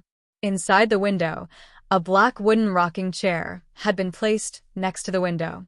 The white-robed scholar was lying on it, rocking slowly. He appeared to be at ease, his eyes slightly closed as he faced the window. If the night sky outside was filled with beautiful stars and a bright moon, he would probably open his eyes and slowly enjoy the view. However, the sky outside was forever black. There was really nothing to enjoy. With a flash of silver light, the 1,000 soldiers in silver armor appeared, floating outside the window and looking at him. The rocking chair was still rocking slowly. The scholar asked through the window sill without opening his eyes, "You're here. How's the investigation going?" "I've investigated. That Yu Qianqiu is indeed holding the Emperor of the Netherworld's order carved from the Netherworld wood." The 1,000 soldiers in silver armor frowned and said, "It's strange. How did the Emperor of the Netherworld's order fall into his hands? Could it be that you carved more than 2 sides of the Emperor of the Netherworld's order? Or someone secretly cut down the Netherworld wood in the Netherworld forest and made an imitation? But that's not right. The Netherworld wood is hard and difficult to cut. It has branches but no leaves, so it's easy to count. I've already checked once, and there's no damage at all." The scholar rolled his eyes and said indifferently, "Let's put this matter aside for now. Why did the army of the Netherworld of Twilight City get involved in the assassination of Yu Qianqiu? Have you found out?" "I can't find out for now. Several important clues have been cut off." The 1,000 soldiers in silver armor flashed into the attic, walked to the back of the rocking chair, and gently shook it. He explained, "Mu Bing is dead. No one saw with their own eyes who killed him, and those who participated in the assassination were all killed by Ashiro Yunshin in a fit of rage. The captain of the 1,000 guards, Lu Lin, died the day after Yu Qianqiu left. The commander of Lu Lin, Hong Ji, also died. The reason was that they committed suicide to escape punishment after offending the Emperor of the Netherworld's order." Committing suicide to escape punishment? The scholar's eyes slowly opened, gleaming with a bright light. Then he slowly closed his eyes again. At the same time, the 1,000 soldiers in silver armor suddenly felt that the rocking chair was as heavy as 10,000 kilograms. It suddenly stopped rocking, and he couldn't move the rocking chair anymore. He was slightly shocked, knowing that the seemingly indifferent scholar was angry. "Do you believe that it was suicide to escape punishment?" The scholar asked indifferently. The rocking chair could be rocked again, and the goo-goo sound of rolling back and forth sounded in the attic again. "Of course not." The 1,000 soldiers in silver armor rocked the rocking chair, and the corner of his mouth curled up into a cold smile. "I quickly ordered the network to comb through the whereabouts of these people and finally found some clues. The one who assassinated Yu Qianqiu was an early-stage emperor of the Netherworld, and he was a subordinate of the King of Black Mountain." "You mean that the Black Mountain and the army of Dark Hell are in cahoots?" the scholar asked indifferently. The 1,000 soldiers in silver armor shook his head slightly. "That's nothing. I'm worried that the Black Mountain, the army of Dark Hell, and the Immortal Palace in the Immortal World are in cahoots. Are they plotting something?" the scholar said sarcastically. "Even if I give the Underworld Palace to them, can they keep it under control?" The 1,000 soldiers in silver armor chuckled and said, "The matter is not confirmed yet. I have already sent people around the Black Mountain to investigate in secret. If this matter really has something to do with the Black Mountain, I believe it won't be long before we find out if the 3 parties are in cahoots." The scholar let out a nasal sound. His handsome face had a serene expression, as if he had fallen asleep. After a while, he suddenly raised his hand and said, "Someone is feeling guilty. Maybe your investigation has been discovered. You should leave."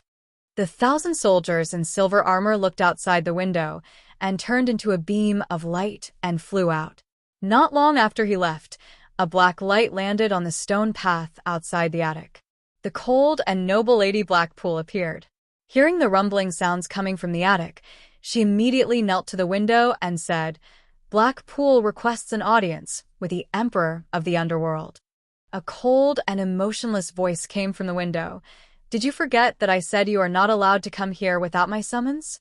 Go to the Red Armor Army and receive your punishment." Madame Blackpool trembled in fear. She kowtowed to him with a pale face and said, "Please forgive me, Underworld Emperor.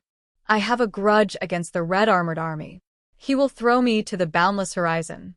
I begged the Emperor of the Underworld to listen to Blackpool's explanation. I barged in because I was flustered. "Please forgive me, Emperor of the Underworld." Having said that, she kowtowed repeatedly on the stone path. You have hundreds of millions of soldiers under your command. You are second only to one, and above tens of thousands. What can make you flustered? The voice drifted out from the window.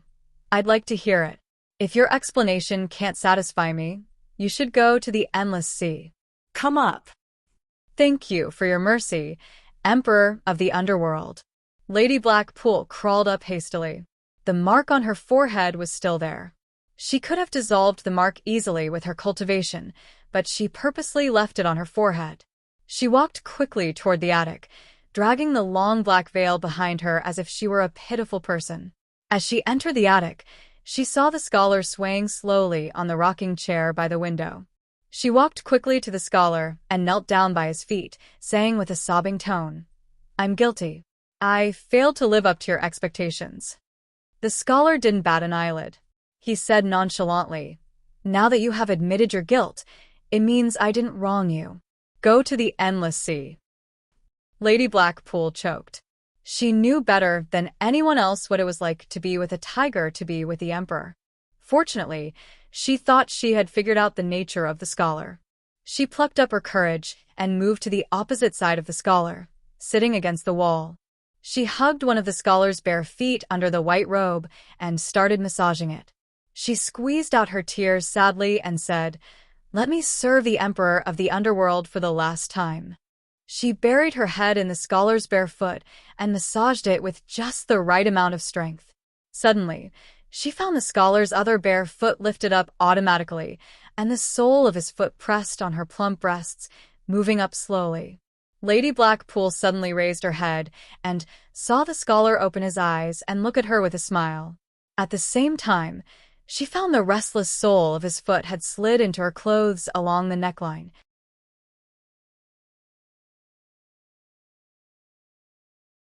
Chapter 1045. Emperor of Netherworld. Madame Blackpool moaned and moved aside shyly. However, her clothes were hooked by the scholar's bare feet. The clothes were made of good material, silky and smooth. They were peeled off from her body instantly. She moved away, but her clothes didn't. She didn't have any underwear inside. Her snow-white and smooth upper body was exposed to the air. Madame Blackpool timidly covered her full breasts with her arms. She bit her red lips shyly. Her body was so alluring. "You haven't served me for a long time." The scholar took his bare feet off the black dress and smiled at the snow-white and delicate body sitting in a pile of black palace dresses.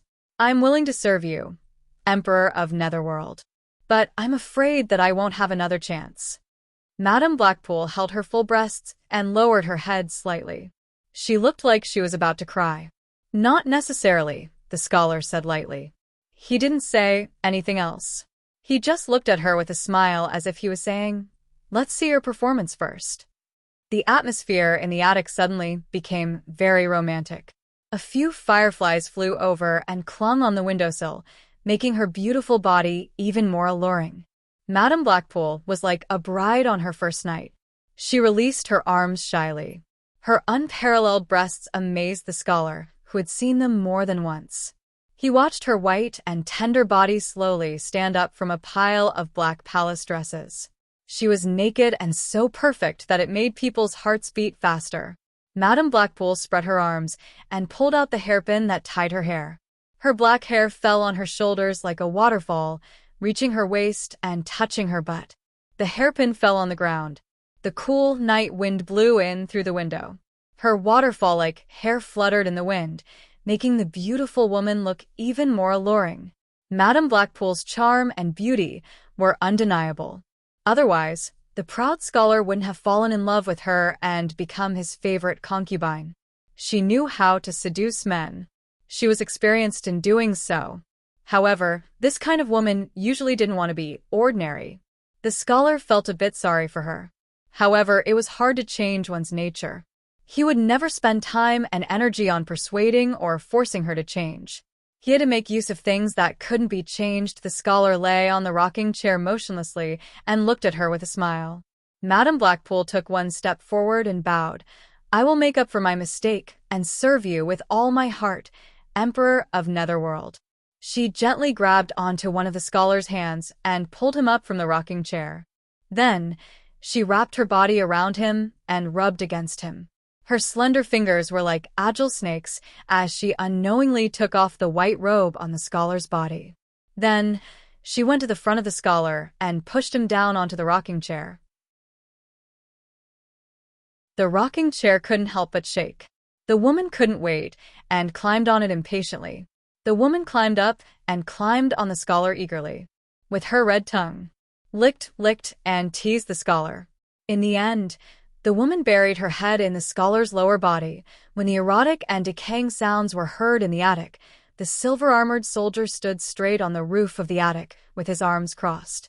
He was used to the sounds in the attic, but he still couldn't help but frown. The gentle sea, the passionate sea, the violent sea, and some people called it the Sea of Desire. After everything calmed down, a naked man and a woman were lying on the rocking chair in the attic.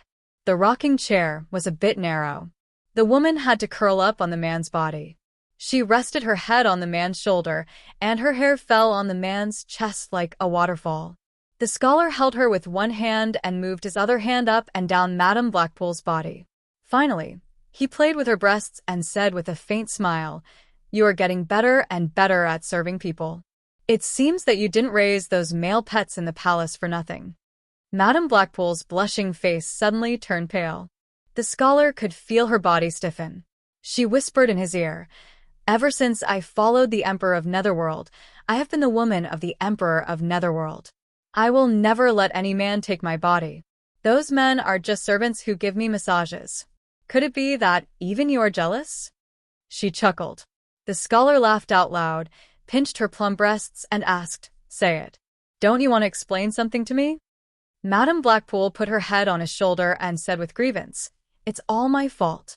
I was too eager to expand the strength of the army of Dark Underworld. I let some people mixed into the army of Dark Underworld. They were bribed by the people of the Immortal Realm to help them kill Yu Qianqiu. I didn't expect that Yu Qianqiu was the messenger sent by you, the Emperor of Netherworld. They knew they were in big trouble. When I sent people to catch them, they committed suicide because they were afraid of you, the Emperor of Netherworld. That's too easy for them. However, it was because I didn't teach them well that the identity of the messenger sent by the Emperor of Netherworld was exposed. That's why I came here to beg for forgiveness. I forgot about the order given by the Emperor of Netherworld. Someone had secretly told her about murdering Yu Qianqiu, but she had just casually ordered her subordinates to do it and didn't take it seriously. She had almost forgotten about it in the blink of an eye. After all, Yu Qianqiu was just a nobody to her. He was just an actor who was appointed by Jean to sing and compose music. He was no different from one of her male pets. She didn't care about him at all. So, what if he was killed?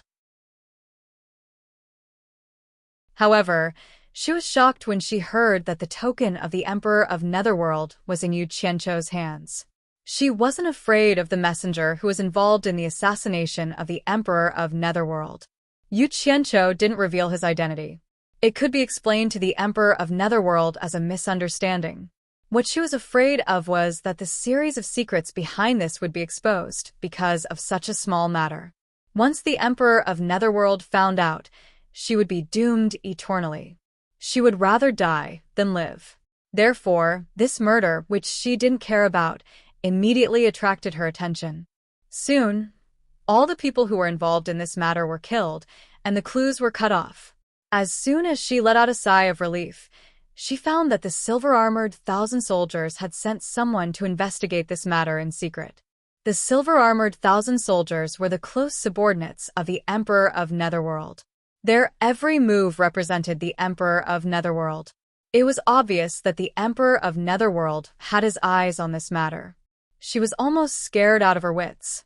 That was why she broke into this place despite the fact that the Emperor of Netherworld forbade her from intruding into this place. She had to report and explain to the Emperor first to show her loyalty. Even though all the clues had been cut off, there was still a difference between telling the truth and being found out. She had to resolve the possible crisis in time. The scholar played with her breasts and snorted coldly. I haven't shown my token for a long time. You want to commit suicide to escape punishment? Humph. It's good that you know you're scared. Forget it, let bygones be bygones. Your subordinates need to be disciplined in the future. I will do my best to discipline them. The Madam of Blackpool showed a delighted expression. She hugged the scholar's neck and asked feebly, You don't blame me anymore? The scholar's hand slid to her pert buttocks and sighed. You are a stunner. Without you, it would be less fun. Thank you for your forgiveness, Emperor of Netherworld. I will try my best to serve the Emperor of Netherworld. The Madam of Blackpool was delighted. She twisted her body like a water snake. She couldn't help but murmur in a strange tone, Yu Qianqiu is so lucky. He has been favored by you and given the token of the Emperor of Netherworld. I have never enjoyed such an honor. She had been doubting the authenticity of the token of the Emperor of Netherworld in Yu Qianqiu's hands. It was because she had never heard that the Emperor of Netherworld had contacted Yu Qianqiu. How could Yu Qianqiu have the token of the Emperor of Netherworld? She came here to verify the authenticity of the token from the Emperor of Netherworld. You don't have to worry about it. I have my own plan, the scholar said with a faint smile. Though he didn't admit it, it was tantamount to admitting that he had given the token of the Emperor of Netherworld to Yu Qianqiu in her eyes. Yes. I have only one thing to worry about, which is to serve the Emperor of Netherworld well. The Madam of Blackpool let out an extremely charming smile and slid to the bottom of the rocking chair. Her waterfall-like hair covered the lower part of the scholar's body. Trying her best to flatter him after another round of passionate indulgence, the Madam of Blackpool helped the scholar put on his clothes carefully. Then she picked up the clothes on the ground and put them on. She tied up her hair and looked elegant and noble again. However, a hint of laziness still lingered on her face. The scholar stood by the window and looked at the outside quietly. The Madam of Blackpool, who had dressed herself from head to toe, came to his back and hugged his waist tightly. When I miss you, can I come here and serve you whenever I want to? She asked resentfully. She wanted to strike while the iron was hot and break the prohibition. Otherwise, no matter how good she was at serving men, she couldn't use the same method all the time. The man would get tired of her sooner or later. You are in charge of hundreds of millions of soldiers and horses, so you must have many things to report. It's unreasonable to forbid you from coming here. The scholar nodded and patted his hands that were hugging his belly, saying with a smile, All right, you can go and do your own things. I want some peace and quiet. Yes. Madam of Blackpool let go of her hands and bowed to him happily. Then, she walked down the attic while dragging her long skirt behind her. After she walked out of the attic and turned into a black light, the silver-armored soldier drifted down from the sky and landed by the window. He looked at the scholar with a frown and said, According to what you said, did you really give the token to Yu Qianqiu? It's impossible. The scholar squinted at him and said angrily, Why do you always eavesdrop on me when I do this kind of thing? Do you know it affects my mood? The silver-armored soldier was startled. His face twitched as he watched the scholar turn around and walk down the attic. Then, he saw the scholar walk out of the attic. The scholar walked on the stone path around the attic. He was wearing a white robe and walked slowly with his bare feet. He wasn't afraid of the cold and walked to the back of the attic. There was a small path at the back that led to the depths of the forest. He walked slowly along the path.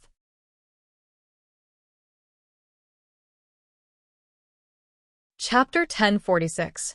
The serene wood forest was dotted with specks of starlight. It was the fireflies that climbed up the trees. The moment the scholar stepped onto the forest path, 2 fireflies flew out from the trees, dancing and crisscrossing in front of him, illuminating the path ahead. The scholar trailed behind the 2 balls of light, walking at a leisurely pace, complementing his scholarly attire. The serene wood forest wasn't that big. After the 2 fireflies slowly led the way for several hundred meters, they finally reached the end of the path. The path ahead suddenly opened up, and an exquisite little white courtyard appeared. The 2 fireflies quickly flew over, landing on the roof. There were already many fireflies resting there. The little courtyard was surrounded by white jade walls, and the house was made of white jade. The walls weren't even as tall as a person, and an adult could see everything inside at a glance. There was a door on the walls, but there was no door panel to block it. The scholar stepped onto the threshold with his bare feet, looking at the courtyard that was covered with fine and smooth black sand. Although it was black in color, it was extremely clean and tidy, causing one to not have the heart to destroy it. His outstretched foot shrank back, and hearing the wung-wung sound coming from inside, he immediately smiled bitterly. "Can I come in?" "Don't come in if there's nothing important." A clear and faint voice mixed with the humming sound. "Then I'd better come in." The scholar shook his head helplessly. His outstretched foot paused for a moment. Finally, he steeled his heart and stepped on the fine and soft black sand, taking one step at a time as he walked in. On the left side of the courtyard, under the porch, a black-robed woman with shoulder-length hair and half of her face covered by a black veil was turning a stone mill. The wung-wung sound came from the stone mill. There were several fireflies climbing up the porch's pillar, illuminating the masked woman's actions. Under the groove of the stone mill, there was a silver urn. Fine and even black sand was sliding down from the groove, rustling as it flowed into the silver urn. On top of the stone mill, there was a fist-sized feeding hole. The masked woman pushed the stone mill with one hand, while the other hand held a few black divine-grade spirit stones. From time to time, she would put a piece into the feeding hole. Usually, most people grind beans, and what they grinded was tofu, but what she grinded was spirit stones. She didn't know what to call the fine black sand she grinded. But one thing was for sure, since it was able to grind a divine-grade spirit stone into fine sand, it was most likely not an ordinary grindstone. The scholar left a trail of footprints on the fine sand. He walked to the porch and turned his head to look at the masterpiece he had created. He stared at it for a while, as if he was trying to figure out something. In the end, he shrugged his shoulders to no avail. Thus, he stared at the masked woman for a while longer, then clenched his fist and coughed lightly. "Why do you have to go through so much trouble? I can make as many of these things as you want. Are you trying to start a conversation?" The masked woman didn't even look at him. She frowned and said, "There's an obscene aura on your body. If you do that kind of thing again, you're not allowed to enter my door for 3 days. You can even smell it?" The scholar raised his hand to his chest and sniffed, but didn't smell anything unusual. He smiled wryly. "I purposely walked over slowly to get rid of the smell on my body, but I didn't expect." He suddenly paused, looking back in the direction of his little house. In fact, it wasn't far from this courtyard, only a few hundred meters away. Although the masked woman's cultivation wasn't high, it shouldn't be hard for her to hear that kind of unscrupulous and unrestrained moans. He turned around and coughed lightly. "Don't tell me you heard it already?" That woman screamed so loudly, it's hard not to hear it. "But this has nothing to do with whether I heard it or not. There is indeed that kind of obscene aura on your body. If I smell it too much, it will affect my divination ability. If it's serious, my divination ability might even disappear. Be careful in the future." The masked woman said with indifference. That kind of erotic matter was tasteless to her, like chewing wax. "So, it's like that." The scholar's expression turned solemn, nodding his head. "I'll remember it." The masked woman added another piece of divine-grade spirit stone into the stone mill's feeding port, pushing it at a steady speed, speaking in an indifferent tone. "Don't beat around the bush. If you have something to say, just say it." "What do you want from me?" The scholar stood in the corridor with his hands clasped behind his back. After a moment of silence, he slowly said, "I personally carved 2 Netherworld Emperor's tokens. other than the one I have on me. I gave the other one to you." The masked woman suddenly stopped pushing the stone mill, and the humming sound disappeared. The scholar who was paying attention to the masked woman's expression thought he hit the nail on the head, but then he saw the masked woman bend down and pick up the silver urn on the ground. It turned out the urn was filled with fine black sand. The masked woman picked up the urn, glanced at the scholar, and asked, "Why didn't you say it?" The scholar choked on his words. He watched as the masked woman walked down the corridor, slowly walking to the corner of the courtyard with the urn in her arms. She reached into the urn and picked up a handful of fine black sand, sprinkling it over the courtyard. The scholar rubbed his forehead, feeling a little helpless. "Did you give away the token I gave you?" "Yes." The masked woman slowly stepped back as she sprinkled the fine black sand. "Can't I give it away?" "No, I never interfere with anything you do."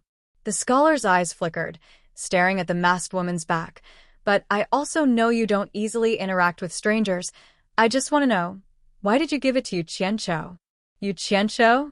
The masked woman was startled. Her hands stopped moving. She recalled the native with a head full of pigtails she met in the underground palace in the human world, a very strange native. She had divined for him once and discovered that the native was actually someone who had died twice but was still alive. She wanted to clearly divine how he had died, but in the end, she couldn't see through him. She wanted to divine his future, but she still couldn't see through him. Even his cultivation couldn't be seen through. She could only guess his name, that he was a person full of mysteries. As far as she could remember, she had only met 3 people whose fates she couldn't divine.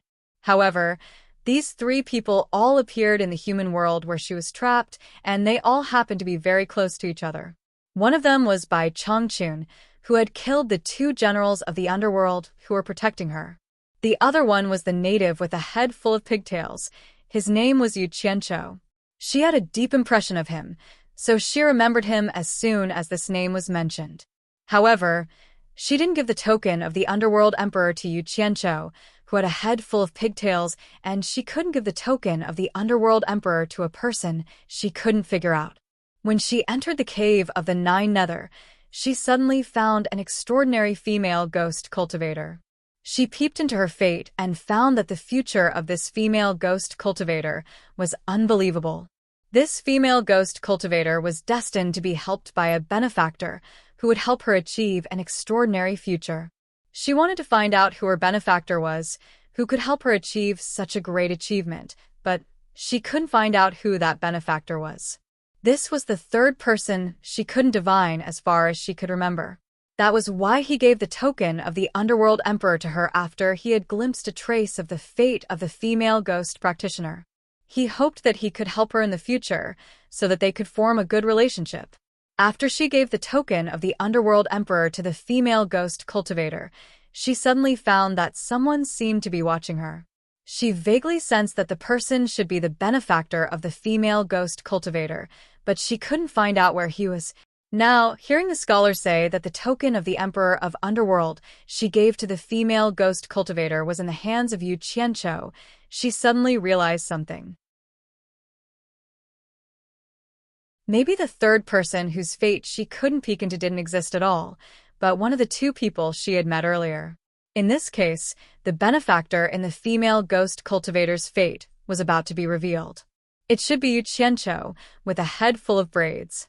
If he could help the female ghost cultivator achieve such a great achievement, wouldn't his future achievement be even higher? The veiled woman's eyes were full of surprise and doubt, and a hint of excitement flashed in them. She murmured, "I finally found you." This veiled woman was none other than the saintess of the underworld who had met Yu Qianqiu in the human world. The scholar silently observed the expression on her face. Since the first time he saw her walk out of the boundless, mysterious, forbidden area, this was the first time he saw her calm face reveal excitement and excitement. This woman had always been meticulous in everything and had helped him greatly time and time again.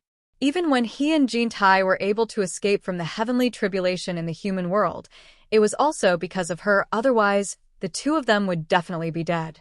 In addition, She had a mysterious identity of walking out of the boundless, mysterious, forbidden land, so the scholar didn't dare to look down on her and regarded her as a celestial being.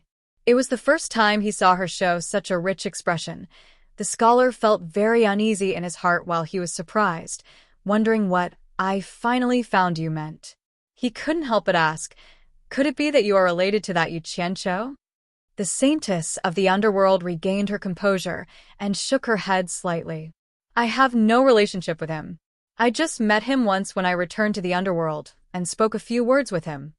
She didn't say clearly whether it was before or after she returned to the netherworld, but the scholar took it as a matter of course that it was something that happened after she returned to the netherworld. He nodded slowly and said, "You must have seen something about the person who could make you give him the token just by meeting him once." "That's right. I remember the first time I saw this brat at the dragon transformation gate. He actually carried Li Guang's youngest son and leaped up the dragon gate, helping that little brat successfully transform into a dragon. Although that little brat succeeded because of himself, now that I think about it, I remember that the Netherworld River Black Carp clan always has a fated person when they leap through the dragon gate. To be able to become the fated person for the black carp to transform into a dragon, it must not be simple. There must be some karma involved. I've overlooked it. Help the Netherworld River Black Carp transform into a dragon?" The saintess of the underworld was stunned. "Yes." The scholar smiled and said, "You don't really care about it, so I didn't mention it to you." The saintess of the underworld hugged the silver urn, and a smile blossomed on her face. She said softly, "He really is an unspeakably noble person. Seems like I didn't guess wrong."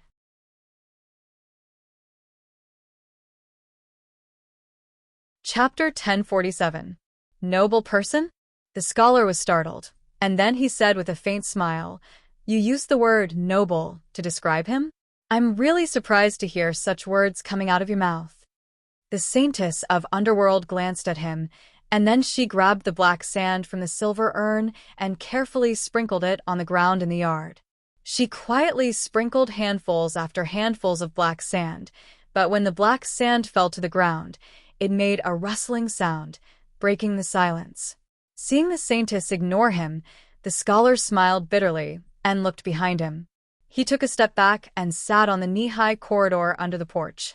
He folded his bare feet and sat cross-legged by the grindstone with his hands on his knees, silently watching the saintess of underworld step back while sprinkling the black sand. He thought he was very patient and could wait for the saintess to finish the whole yard. However, she was so meticulous that he couldn't be fast. 2 hours later, not even half of the small courtyard was finished. The scholar couldn't help but rub his forehead helplessly. He found that his patience seemed to be unable to endure for even 2 hours. Moreover, it seemed that it would take at least another 2 hours. Compared to the long years that he had experienced, what was 1 to 4 hours worth of time? But now it was unbelievable. He then sat under the eaves and muttered to himself, "Ever since I experienced that great battle in the human world, it was as if I was enlightened. Only then did I realize that the power of heaven is unpredictable. There seems to be a pair of heavenly eyes watching everything, and it's not something that we can contend against. In the long river of time, I, Bai Qi, am not the first emperor of the underworld to rule over the underworld, and I don't think I will be the last emperor of the underworld. I know this, so I, Bai Qi, don't hope to die with the world." Hearing this, the saintess of the underworld scattered a handful of black sand and looked back at him. She continued to do things that others couldn't understand and said coldly, "Since you've already seen through it, why do you still come here to nag at me? Don't tell me that you didn't come here to ask me about your fate this time?" He. "Although I don't want to die with heaven and earth, I don't want to end up in a miserable way. If my fate is destined to end in a miserable way, then why can't I, Bai Qi, fight against my fate? It is said that even ants are greedy for life. No matter how magnanimous I, Bai Qi, am, I am not immune." The scholar spoke slowly, like an old monk in meditation. A firefly that was hanging upside down under the eaves fell down and fluttered lightly behind him. Suddenly, it landed on the millstone behind him. The flickering light was reflected back by the white jade wall, making the scholar who said that he was not immune to vulgarity seem somewhat extraordinary and refined. Sophistry. In the end, we're back to square one, the Netherworld Saintess said with a cold snort. Regardless of whether I'm being unreasonable or not, I'm telling the truth. There's no doubt about that. The scholar looked at her and smiled faintly. Why did you meet me when you came out of that place and not someone else? Why are you always in front of me? Isn't this fate? This should also be a part of my fate. Perhaps the heavens have already given me a chance to change my fate. Since there's already a solution in front of me, I, by chi, naturally have to fight for it. Otherwise, it would be tantamount to defying the heavens. Don't you think so? Then have you ever thought that perhaps my arrival is an important factor that allows you to walk towards your final fate? The Netherworld Saintess said faintly. As soon as these words came out, the scholar frowned and fell into deep thought. AI. You and I have been together for so many years. Humans aren't grass or trees. We can't be emotionless. The masked woman, who was like a fairy scattering flowers, suddenly sighed lightly and said with some reluctance, "It's not that I don't want to tell you. It's my honor that the heavens allowed me to peep into the fate of others. However, they only allowed me to be a bystander and didn't give me the right to reveal the fate of others. Every time I peep into the fate of a person, I feel that there's a voice in the unseen world warning me that if I were to reveal the fate of others, I would definitely suffer the wrath of the heavens. My mother is a good example." Your mother? The scholar had a stunned look on his face as he looked at her in disbelief.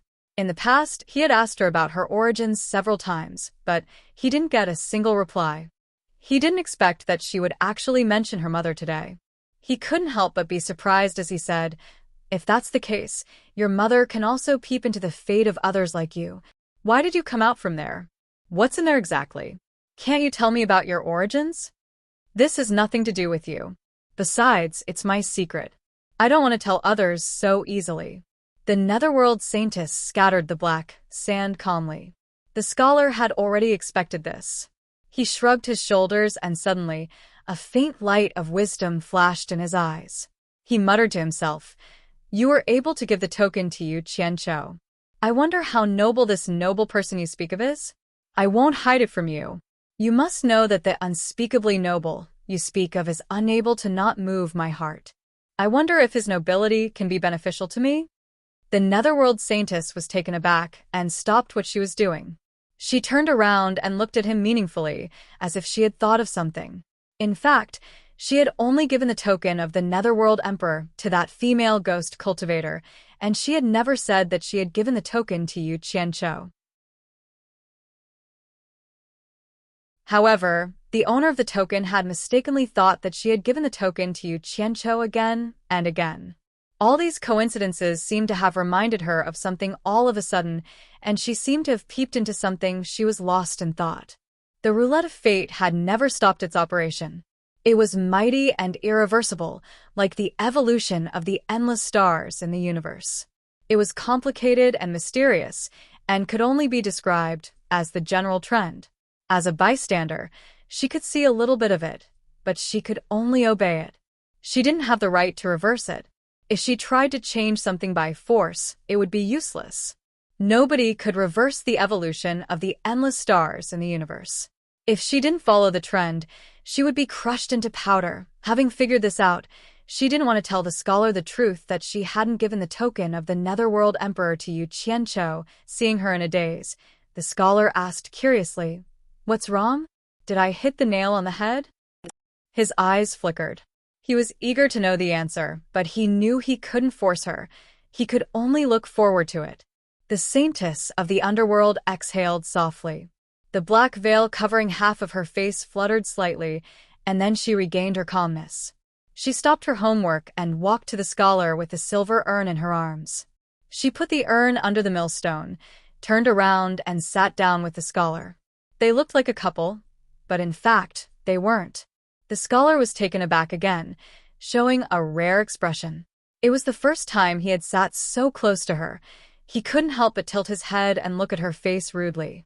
She had a bright and full forehead full of wisdom, smoky eyebrows that looked like distant mountains, and a pair of bright eyes under her long eyelashes that were as calm as the autumn water, but sometimes they sparkled, as if she could see things that others couldn't.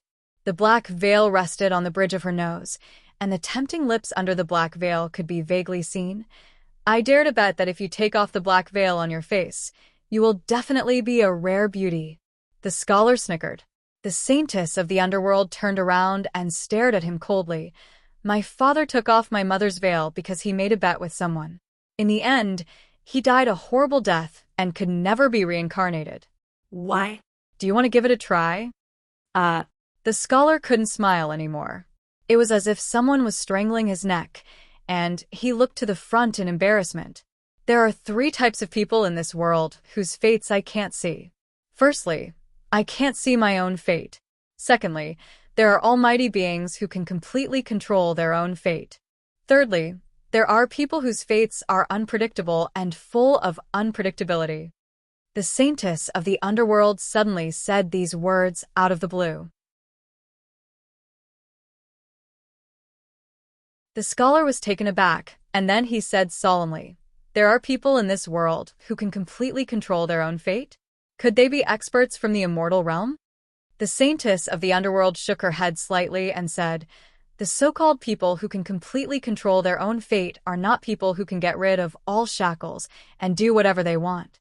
The universe is vast and full of unknown changes. It is an eternal mystery that includes everything. It is right above our heads, silently watching our every move. It is the heavens that we speak of. All those who go against the heavens will be mercilessly crushed into powder. Therefore, there are almighty beings who want to follow its trajectory and follow the path it leads. They want to pursue immortality like the stars in the universe, and so this path is called the Heavenly Tao.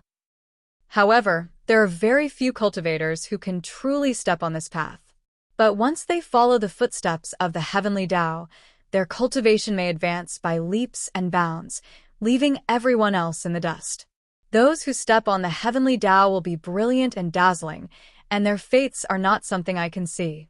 Of course, the Heavenly Tao is hard to find, and it is extremely difficult to follow the footsteps of the Heavenly Tao forever. We don't know where the end is, and we will most likely get lost on this long journey. I don't know if anyone can walk to the end. Heavenly Tao. The scholar gasped in awe. The vast domain that he had never touched suddenly appeared in front of him, and he suddenly felt so small. He couldn't help but raise his head to look at the pitch-black night sky. After a long time, he slowly let out a breath and said with a bitter smile, "You suddenly told me this. Could it be that you want to tell me that Yu Qianqiu is a person who has stepped on the Heavenly Tao?" Him? No. The saintess of the underworld shook her head with certainty and said, "He is the last of the 3 types of people I mentioned. His fate is unpredictable and full of variables. I want to peek at it, but I am dazzled. His fate gives me a messy feeling. True and false are mixed together, making me feel dizzy and uncomfortable, and even nauseous to the point of wanting to vomit. I can't sort it out at all, and I'm afraid that even he himself is at a loss and is messing around without knowing why."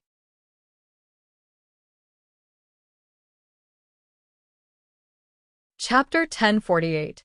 The scholar nodded his head in amazement. To think that someone can have such a fate.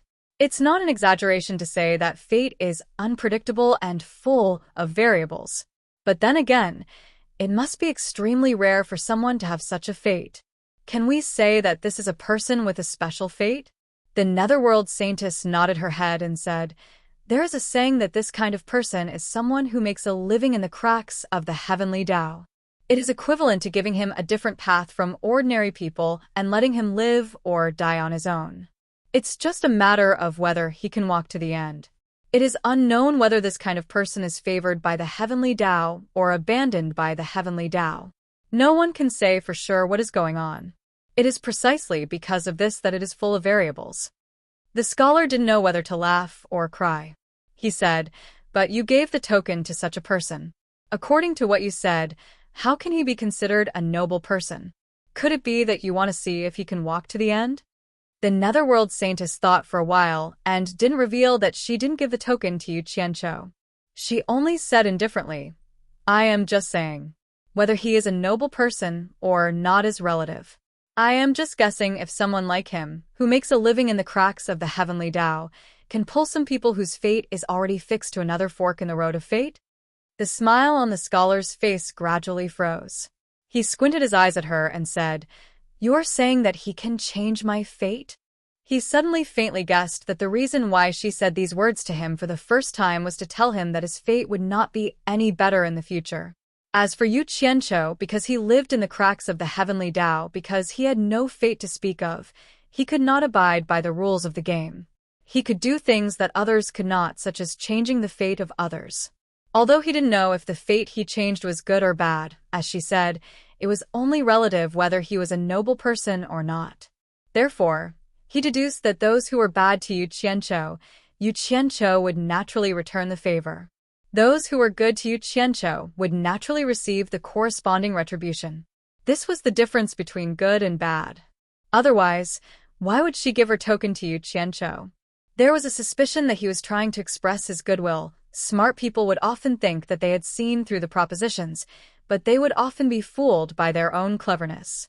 As for whether it was good or bad, only time would tell. At the very least, that was what the scholar was certain of at the moment. The saintess of the underworld abruptly stood up and turned around to pick up the silver urn. Frowning, she said, I've already told you that I can't peek into his fate. This is your own wild guess. All right. You've been bothering me for a long time. It's time to go. The scholar put down his leg and stood up as well.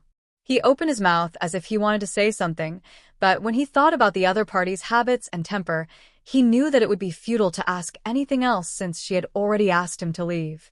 Immediately, he moved to the outside of the wall in a flash. Seeing that she was doing that boring thing again, he couldn't help but shake his head and leave.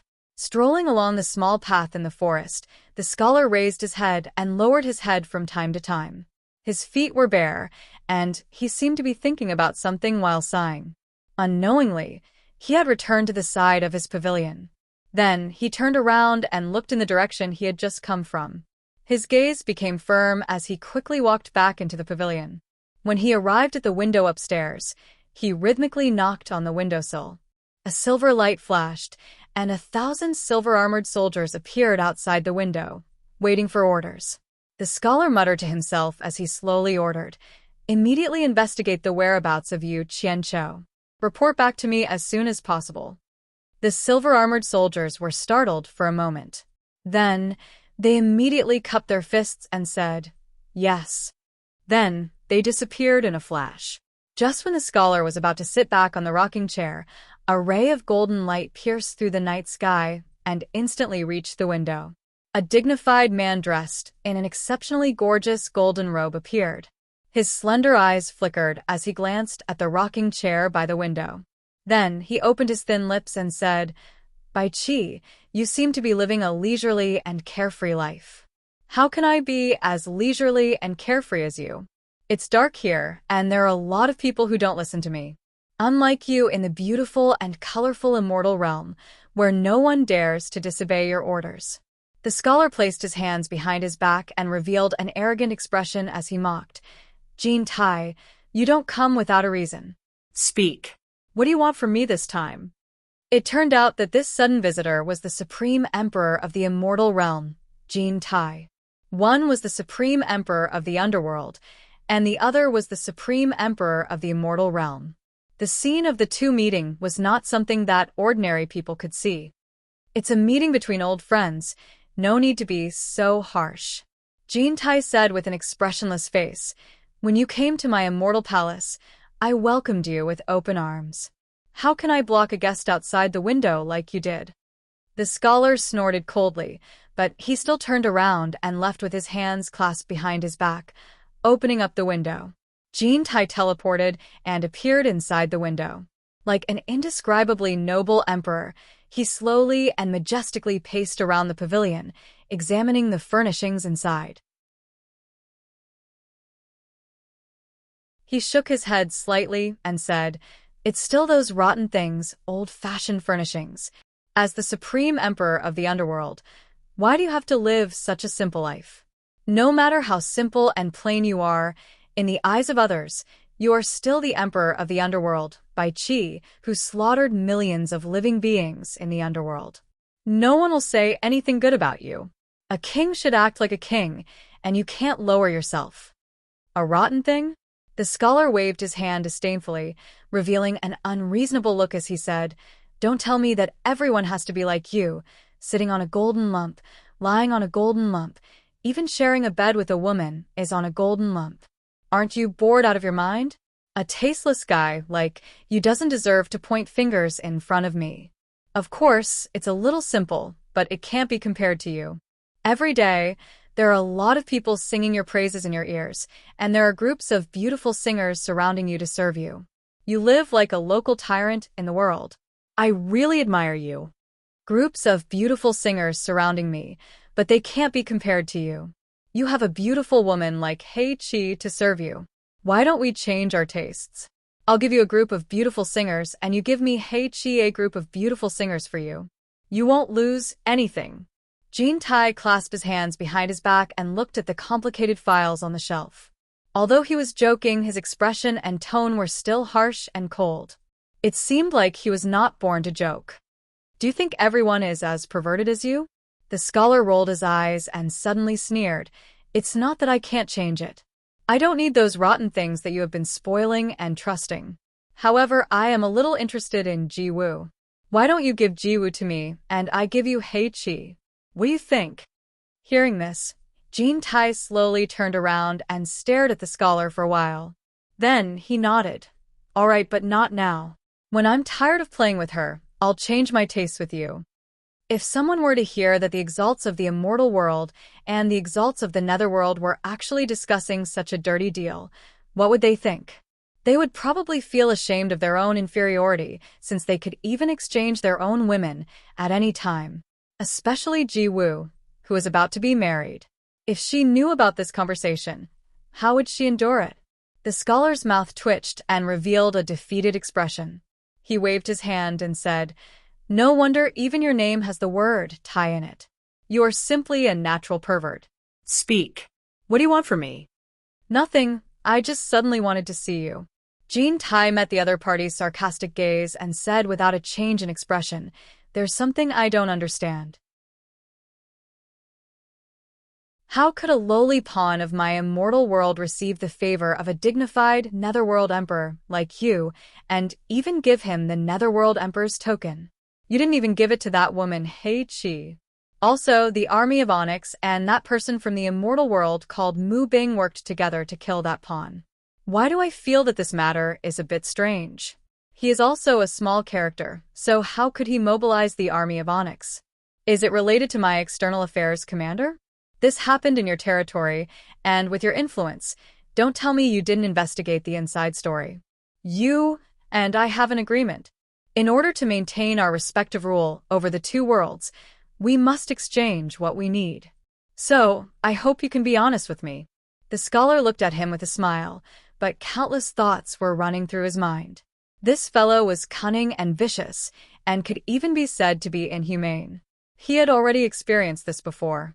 Some things could be said, but there were also things he absolutely couldn't let the scholar know. The theory of fate involving the scientists of the underworld naturally couldn't be leaked.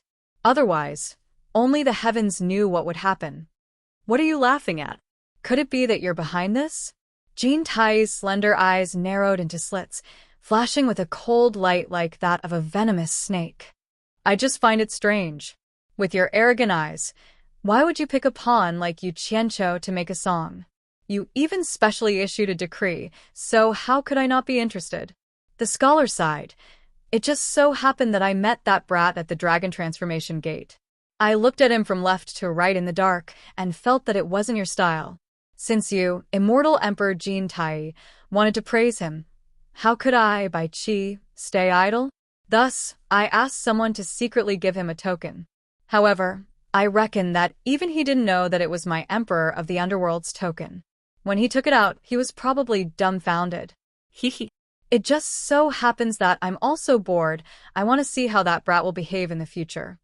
After giving a bunch of reasons, he added in his mind, "Surnamed you brat, I spent a lot of effort to help you, so you should be thanking me in the future. Otherwise, with this old fox's viciousness, you'll be dead for sure." So that's what happened. Jean Tai's slender eyes slowly opened. He believed what the scholar said. With the other party's usual style of arguing with him, it wasn't strange for him to do such a thing. It would be strange if he didn't ask about it. He coldly snorted. "Ridiculous. Only someone like you, who doesn't care about your status, would do such a ridiculous thing. As for why I asked him to compose a song, you don't need to be suspicious. There's nothing shameful about it. First, Ji Woo took a fancy to the song he composed. Second, I heard that the song he composed had an unusual flavor, so I could use it. As for after this, if he can display his talents to please me, I'll keep him if he's useful. If he's useless, someone will naturally take care of him. He's not worth worrying about. Let's talk about my second question. What have you found on your side?"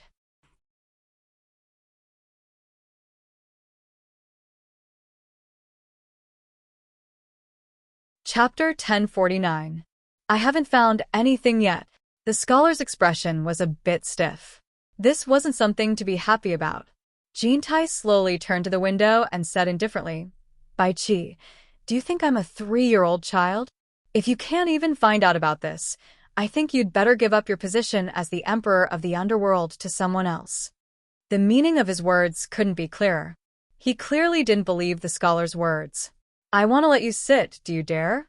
The scholar snorted and also walked to the window. Standing side by side with Jean Tai, he said, "Don't talk nonsense. I don't have the mood to beat around the bush with you. It's not that I didn't try my best to find out the truth. It's just that I haven't found anything yet. The people involved in the matter are all dead, and some key figures even committed suicide. Don't you think it's strange?" "Committed suicide?" Jean Tai suddenly tilted his head and raised his sword-like eyebrows. "This matter is a bit strange and unpredictable. It seems that your control over the underworld is really not flattering. Someone actually dared to play this kind of trick under your nose. Haven't you found the mastermind behind it?" You don't need to worry about my side. "I know what I'm doing." The scholar put his hands on the windowsill and looked at the fireflies shining in the forest. He said indifferently, "But you should investigate carefully on your side. There's one thing I need to remind you. This time, it's not only the army of Dark and the father-in-law of your external affairs commander. There are also the subordinates of the King of Black Mountain. The 3 forces are led by Mu Bing. Mu Bing alone can't cause such a big wave. I'm afraid your external affairs commander isn't simple." "The King of Black Mountain?" Jean Tai's slender eyes flickered. He said, "I've heard of this person for a long time. I heard that he's very powerful. Haven't you investigated his background? He suddenly appeared many years ago. After swallowing several territories with thunderous means, he hasn't made any moves since. He's a bit mysterious." The scholar lightly patted the windowsill and said indifferently, "The underworld is not like your immortal world. The more mysterious a person is, the more difficult it is to act rashly. But this time, he actually took the initiative to interfere with me. If I don't do something, it'll be a little unreasonable." Jean Tai nodded slightly and said, "The Black Mountain King, the Black Nether Army, and my external affairs great commander. Humph. These 3 groups of people actually wore the same pair of pants. What were they trying to do? You want to rebel?" As he spoke, he turned to Scholar and said, "Don't be in a hurry to make a move on this matter. Let's get to the bottom of this matter first. It's fine if we don't make a move, but once we do, we must eradicate the root of the problem. Don't leave any hidden dangers behind. Both of us should keep in touch with the progress of the matter." After he finished speaking, he turned into a streak of golden light and disappeared into the distant night sky. He left as soon as he finished what he had to do. He had no intention of staying for even a moment longer. In the surging immortal realm, amidst the vast and tumbling sea of clouds, there was a tall mountain that pierced the heavens like a sword. The mountain was extremely steep, and there was no way to find it. It was surrounded by cliffs and precipitous cliffs. Ordinary people could only look up at it and sigh. More than half of the mountain peak abruptly emerged from the surging sea of clouds. One could see the tangled vines hanging down from the surrounding mountain walls. There was no lack of inspirational eagles building their nests on the high and dangerous mountain. A heavenly wind swept through the sea of clouds. As the vines swayed, a series of resounding eagle cries could be heard. Several eagles drilled out of their nests and soared against the strong wind. Behind the mountain wall, behind the swaying vines, 14 unforgettable and awe-inspiring words were carved vertically in 3 rows on the steep mountain wall.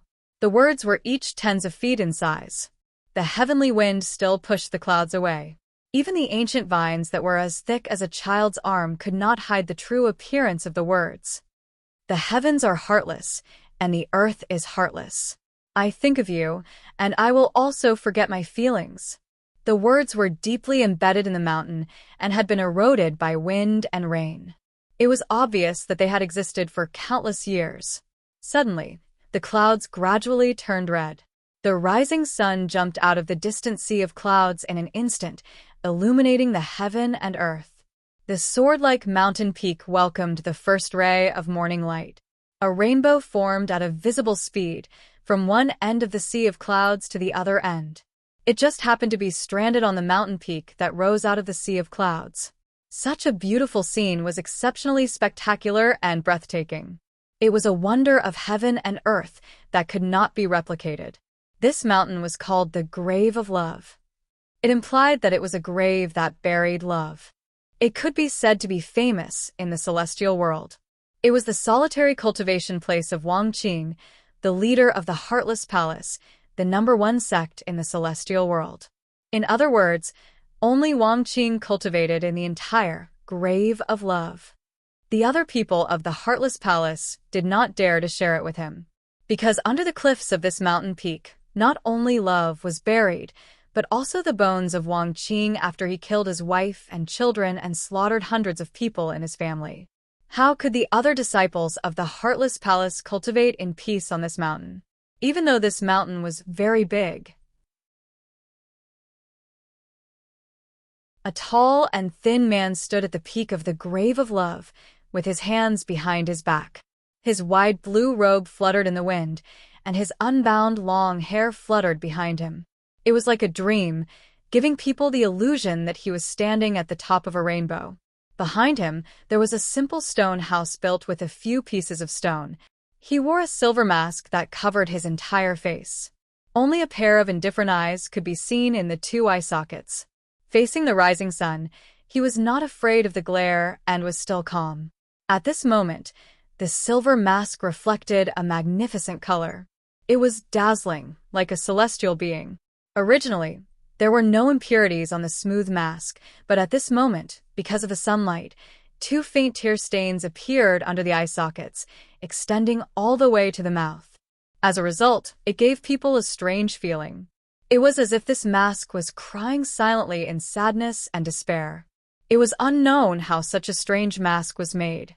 He was none other than the sect master of the #1 sect in the celestial realm, Wangqing. He was also the powerhouse who founded the #1 sect in the celestial realm, Heartless Palace. He was able to cultivate in the place where hundreds of his family members were dumped for so many years, and still show such indifference in his eyes. It was clear that his mind was extraordinary. Perhaps it was more appropriate to describe him as heartless. A ray of light suddenly pierced through the surging sea of clouds, scaring away a few soaring eagles. It landed directly behind Wangqing, whose long hair and robe were fluttering in the wind.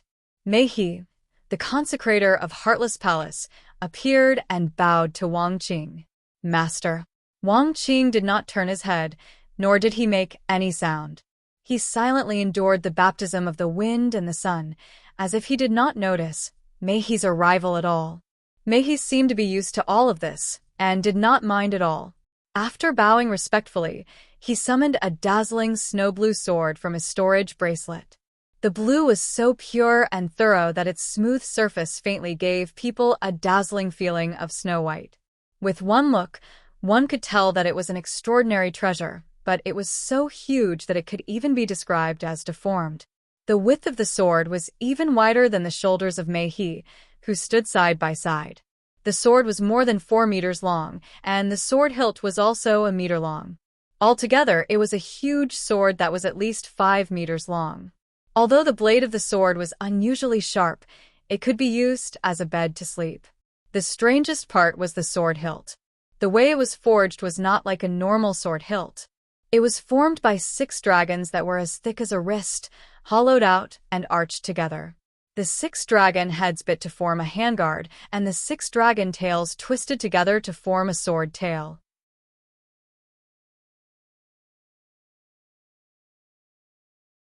It was covered in dragon scales and looked lifelike. In this way, it prevented the sword hilt from being too thick, making it impossible for people to grasp it with one hand. It meant that one could grab a dragon from 6 directions at any time as the sword hilt. It could be seen that it was forged with great care. Although it was not Mei-He's first time seeing this huge sword, his heart could not help but tremble when his eyes fell on it. He respectfully held the snow-blue huge sword with both hands and reported, "Master, the mythical Fire Palace sect leader Huixiaozi personally forged this sword for Master. I have already retrieved it. However, this sword is too huge, so it might be a little inconvenient to use. It weighs 13,000 kilograms. In fact, all the disciples of the Heartless Palace were Wang Qing's disciples, including Grey Cloud Xian.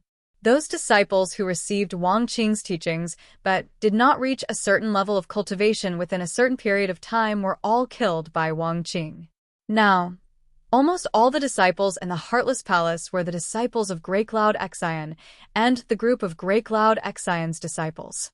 This time, I owe Old Hu a big favor." Wang Qing finally spoke in an extremely calm voice. There was no fluctuation of emotion in his tone, as if he was reciting a paragraph word by word. "Owe him a favor? I don't think so."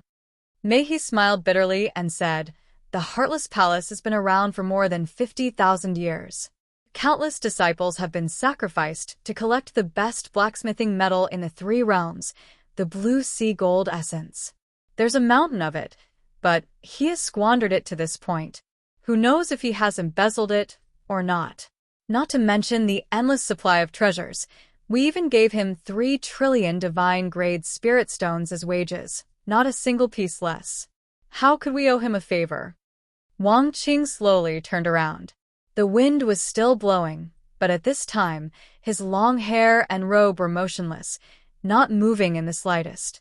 An indifferent gaze shot out from behind the mask, sweeping over the sword in Mei-He's hands. His voice was calm as he said, "Good sword. Elder Hu's investment in this sword is far greater than what we have invested. Spending 30,000 years to forge this sword, it has far surpassed all of Old Hu's masterpieces.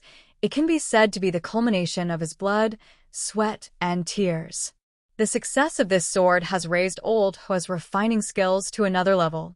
I'm afraid there is no treasure in the 3 realms that can withstand this sword's sharpness." "It's so amazing." Mei-He looked at the giant sword in his hand, which was bigger than a bed frame, incredulous. An unparalleled masterpiece comparable to a divine artifact, truly an amazing masterpiece. Wang Qing expressed his admiration in a calm tone. A majestic aura suddenly surged out from his body, engulfing the giant sword in Mei-He's hand. A humming sound akin to a dragon's roar reverberated throughout the mountain peak, piercing one's eardrums. The sea of clouds at the foot of the mountain suddenly became turbulent. Mei-He could clearly feel an incomparable excitement coming from the giant sword in his hand. It vibrated nonstop, as if a hidden dragon had awakened and was about to soar into the sky.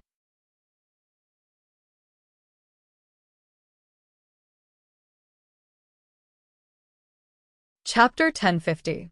In an instant, the feeling became reality. The giant sword that was 5 meters long slowly floated up from his hand. The sharp and piercing dragon roar became a continuous stream that surged through the sky and the sea of clouds. Countless gazes looked over from all the mountains under the sea of clouds. They did not know what was happening on the peak of the love mound above the clouds. Mehi looked at the giant sword, dumbfounded. He could clearly feel that the energy in his master's body had been withdrawn. The sword actually had a consciousness and floated up on its own. It was unbelievable. He thought it was an illusion. An unparalleled masterpiece, an amazing masterpiece. No wonder it is the artifact that old Hu spent 30,000 years refining with countless treasures. Even though it was almost the highest level of praise, Wang Qing's gaze towards the sword was still faint. The giant sword slowly circled around Wang Qing that stood on the top of the mountain. The sword hummed like a dragon's roar. It was like a dragon that had been trapped for countless years had finally seen the light of day and its master. It also seemed to be praying for something. Artifact. How could Hu Xiaozi be willing to hand over such a good thing? Mehi looked at the giant sword that was filled with spirituality and gulped. He put himself in Hu Xiaozi's shoes. If he had forged such a treasure, he would never have handed it over. Naturally, there are things that outsiders do not know. You do not need to know so clearly. A calm voice slowly came from behind the silver mask. One more thing is very important. Although this sword is good, it is only an unparalleled sword in the hands of others. It is far from the level of an artifact. It needs someone to activate it. It is a sword. It needs someone to activate it with a powerful sword essence to give it the life of an artifact. In terms of the strength of the sword essence, who else in the 3 realms but me can activate it? Sword essence? So that's how it is. I have learned. Mehi bowed respectfully and stood up straight. He looked at the humming giant sword and said excitedly, "Master, since the sword has been awakened by your sword essence, please give this sword a name." The giant sword seemed to understand his words. It flew faster around Wang Qing as if this was something it had been waiting for a long time. Wang Qing looked at the giant sword that floated in front of him from time to time. After a moment of silence, he calmly said word by word, "I grant you the name 6 Dragons Snow Blue." 6 Dragons Snow Blue. Every time the giant sword circled around to the front of Wang Qing, a syllable would come out of Wang Qing's mouth and hit the sword. 4 rounds. After withstanding 4 syllables, the giant sword suddenly erupted with a snow blue light. It blossomed on the summit of the mountain. The magnificent snow blue light instantly competed with the rising sun in splendor. Countless people on the various mountains below the sea of clouds looked at the sea of clouds above their heads in surprise. They didn't know if it was an illusion, but they seemed to have seen the sea of clouds that was dyed red suddenly turn blue. However, it was only for a moment, and then the sea of clouds returned to its original color. On the peak of the mountain, the snow blue light faded slightly. Then, it turned into a snow blue treasure light and flowed on the surface of the giant sword. The charm of a divine weapon was undoubtedly revealed. Suddenly, a majestic and unparalleled sword intent erupted from the giant sword. It quickly surged between heaven and earth, forcing Mehi to take a few steps back. Then, he forcibly stabilized himself. However, Wang Qing stood there motionless like a mountain. The spectacular rainbow stranded on the peak of the mountain had already been washed away. A high-pitched sword hum sounded. A snow-blue light suddenly shot up from the peak of the mountain and shot straight into the sky. It was as fast as a meteor chasing after the moon, dragging a thin and long tail behind it. The swift and fierce sword intent quickly spread out from the top of the mountain like a shock wave. The dense sea of clouds instantly stirred up huge ripples and surged out in all directions. The fiery red rays of the sun quickly cast on the undulating mountains below. All the disciples of the Heartless Palace who were standing outside had their mouths wide open as they witnessed the dense sea of clouds above their heads being pushed aside. Then, the passionate fiery sunlight gradually spread and illuminated the green mountains and rivers like a pillar of light. Although the scene at this moment was extremely majestic, no one was in the mood to enjoy it. Everyone's pupils constricted as they stared at the snow-blue light that shot into the sky. Everyone felt the majestic sword essence that shocked their hearts. Everyone looked at the peak of the Love Mound in admiration. Who else could have such a powerful sword essence other than the one on the peak of the mountain? Only Mei He, who was standing next to Wang Qing, knew the truth. The majestic sword essence did not come from Wang Qing, the master of the sword, but from the sword itself. The people on the surrounding mountains could no longer see the snow-blue light that shot into the sky. It seemed to have disappeared into the sky. Everyone watched for a long time. Just as they were scratching their heads, the snow-blue light suddenly gave off a bright light and appeared in the sky. It became clearer and clearer, like a brilliant meteor that was rushing down rapidly. The meteor flew in midair.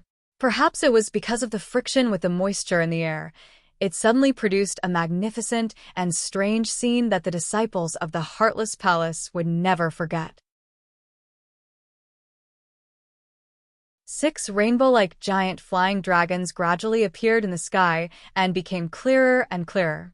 The 6 vigorous rainbow sky dragons shook their heads and wagged their tails as they chased after the dazzling meteor that shone with snow-blue light. They headed straight for the vast land. Suddenly, it gave people the illusion that the 6 rainbow heavenly dragons were holding a dragon pearl and flying down from the outer realm to the mortal world. The 6 giant rainbow sky dragons covered the sky and the earth with majestic sword essence and crashed into the peak of the Love Mound. All the disciples of the Heartless Palace turned pale with fright and did not dare to breathe. With a loud boom, the vast mountains trembled. The birds and beasts cried out in fear and fled in all directions. The 6 giant rainbow sky dragons instantly disappeared and burrowed into the Love Mound mountain. It was as if the Love Mound was a dragon nest and they had returned from their travels. All the disciples of the Heartless Palace followed the mountain.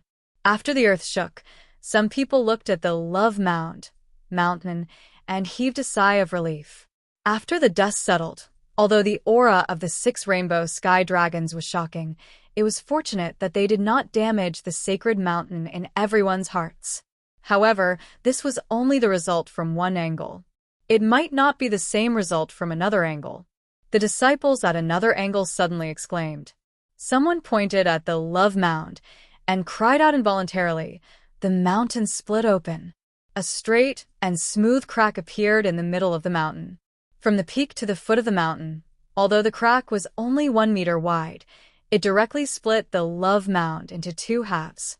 The disciples at the right angle could see a thread of light like a sliver of sky in the crack. They and the disciples at the other end of the sliver of sky exclaimed in shock, "The mountain really split open. The mountain really split open. Quickly report to the elders, quickly report to the masters, quickly report to the masters. Don't make any noise. Do what you need to do." Mei He's majestic voice rolled from the peak to the surrounding mountains. Hearing his voice, the surroundings immediately became silent. On the peak, Mei He, who had finished scolding, looked at the crack that was 1 meter wide between him and his master. It happened to separate the two of them. His master was on one side, and his disciple was on the other. Mei took a few steps forward and looked down at the crack. He immediately sucked in a breath of cold air. If this unparalleled sword had directly flattened the entire mountain, he would not have been so shocked. What shocked him was that it had actually split such a huge mountain in half. The cut was smooth. Other than this 1 meter wide crack, the entire mountain seemed to be undamaged. Although the mountain was tall, its rocks were brittle and hard. If it came into contact with a great force, it would be easy to shatter. However, the truth was right before his eyes. It was hard to believe. If it was a mountain piled up with mud, it would not be difficult to do so. Mei He exclaimed, "As expected of a divine weapon, as expected of a divine weapon. Its power alone is already so strong. If Master were to wield it, who in the world could be Master's match?" That's not necessarily true. However, at least we have the power to fight back. We won't be helpless and waiting to be trampled upon. This sword just had to be completed at this time. It must be the will of the heavens. It looks like some things are predestined. If we can't avoid it, we can only face it. Wang Qing's tone was calm. He put down his hands that had been behind his back and threw out 2 jade archives from his wide sleeves. He said, "Destroy them after you read them." Yes. Mei He's respectful demeanor was tinged with doubt. He did not know what his master wanted him to see. However, after he used his divine sense to examine them, his expression gradually turned serious. One of the 2 jade archives was sent by He Jinquang from the Ash Cloud sect. It recorded everything that had happened after he and Yu Qianqiu arrived in the underworld. It focused on analyzing the unknown events behind the assassination attempt on Yu Qianqiu. It clearly analyzed everything with reason and evidence.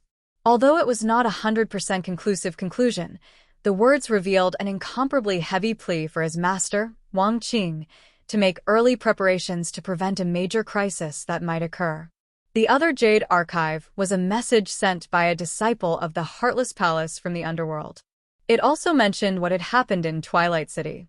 It stated that the assassination attempt on Yu Qianqiu was still a mystery and that it needed further investigation before reporting. Mei He clasped the 2 Jade Archives together and crushed them into powder with his palms, scattering them away with the wind. His expression was incomparably grave as he said, "I didn't expect the Immortal Palace to make a move against our Heartless Palace." High Deacon's analysis is correct. When Yu Qianqiu of the mystic Immortal City inexplicably came looking for you to cooperate, I was there as well. Yu Qianqiu's actions were indeed superfluous. I didn't expect there to be more than meets the eye. Master, we need to make early preparations. We cannot let the Immortal Palace have their way so easily. What's the rush? Wang Qing slowly walked to the crack. He looked down and said calmly, "Whether it's true or not, before we are certain of victory, we will not make a move. Don't make a fool of yourself. The fate of Heartless Palace does not lie in how well prepared we are. It lies in the battle between me and Jin Tai."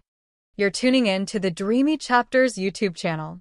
We're so grateful for your support, and don't forget to subscribe to join us on this incredible journey through captivating stories. Your generosity through donations truly makes a world of difference, as it's the primary source of revenue that allows me to expand and enhance this channel for you. Thank you from the bottom of my heart for being a part of this adventure.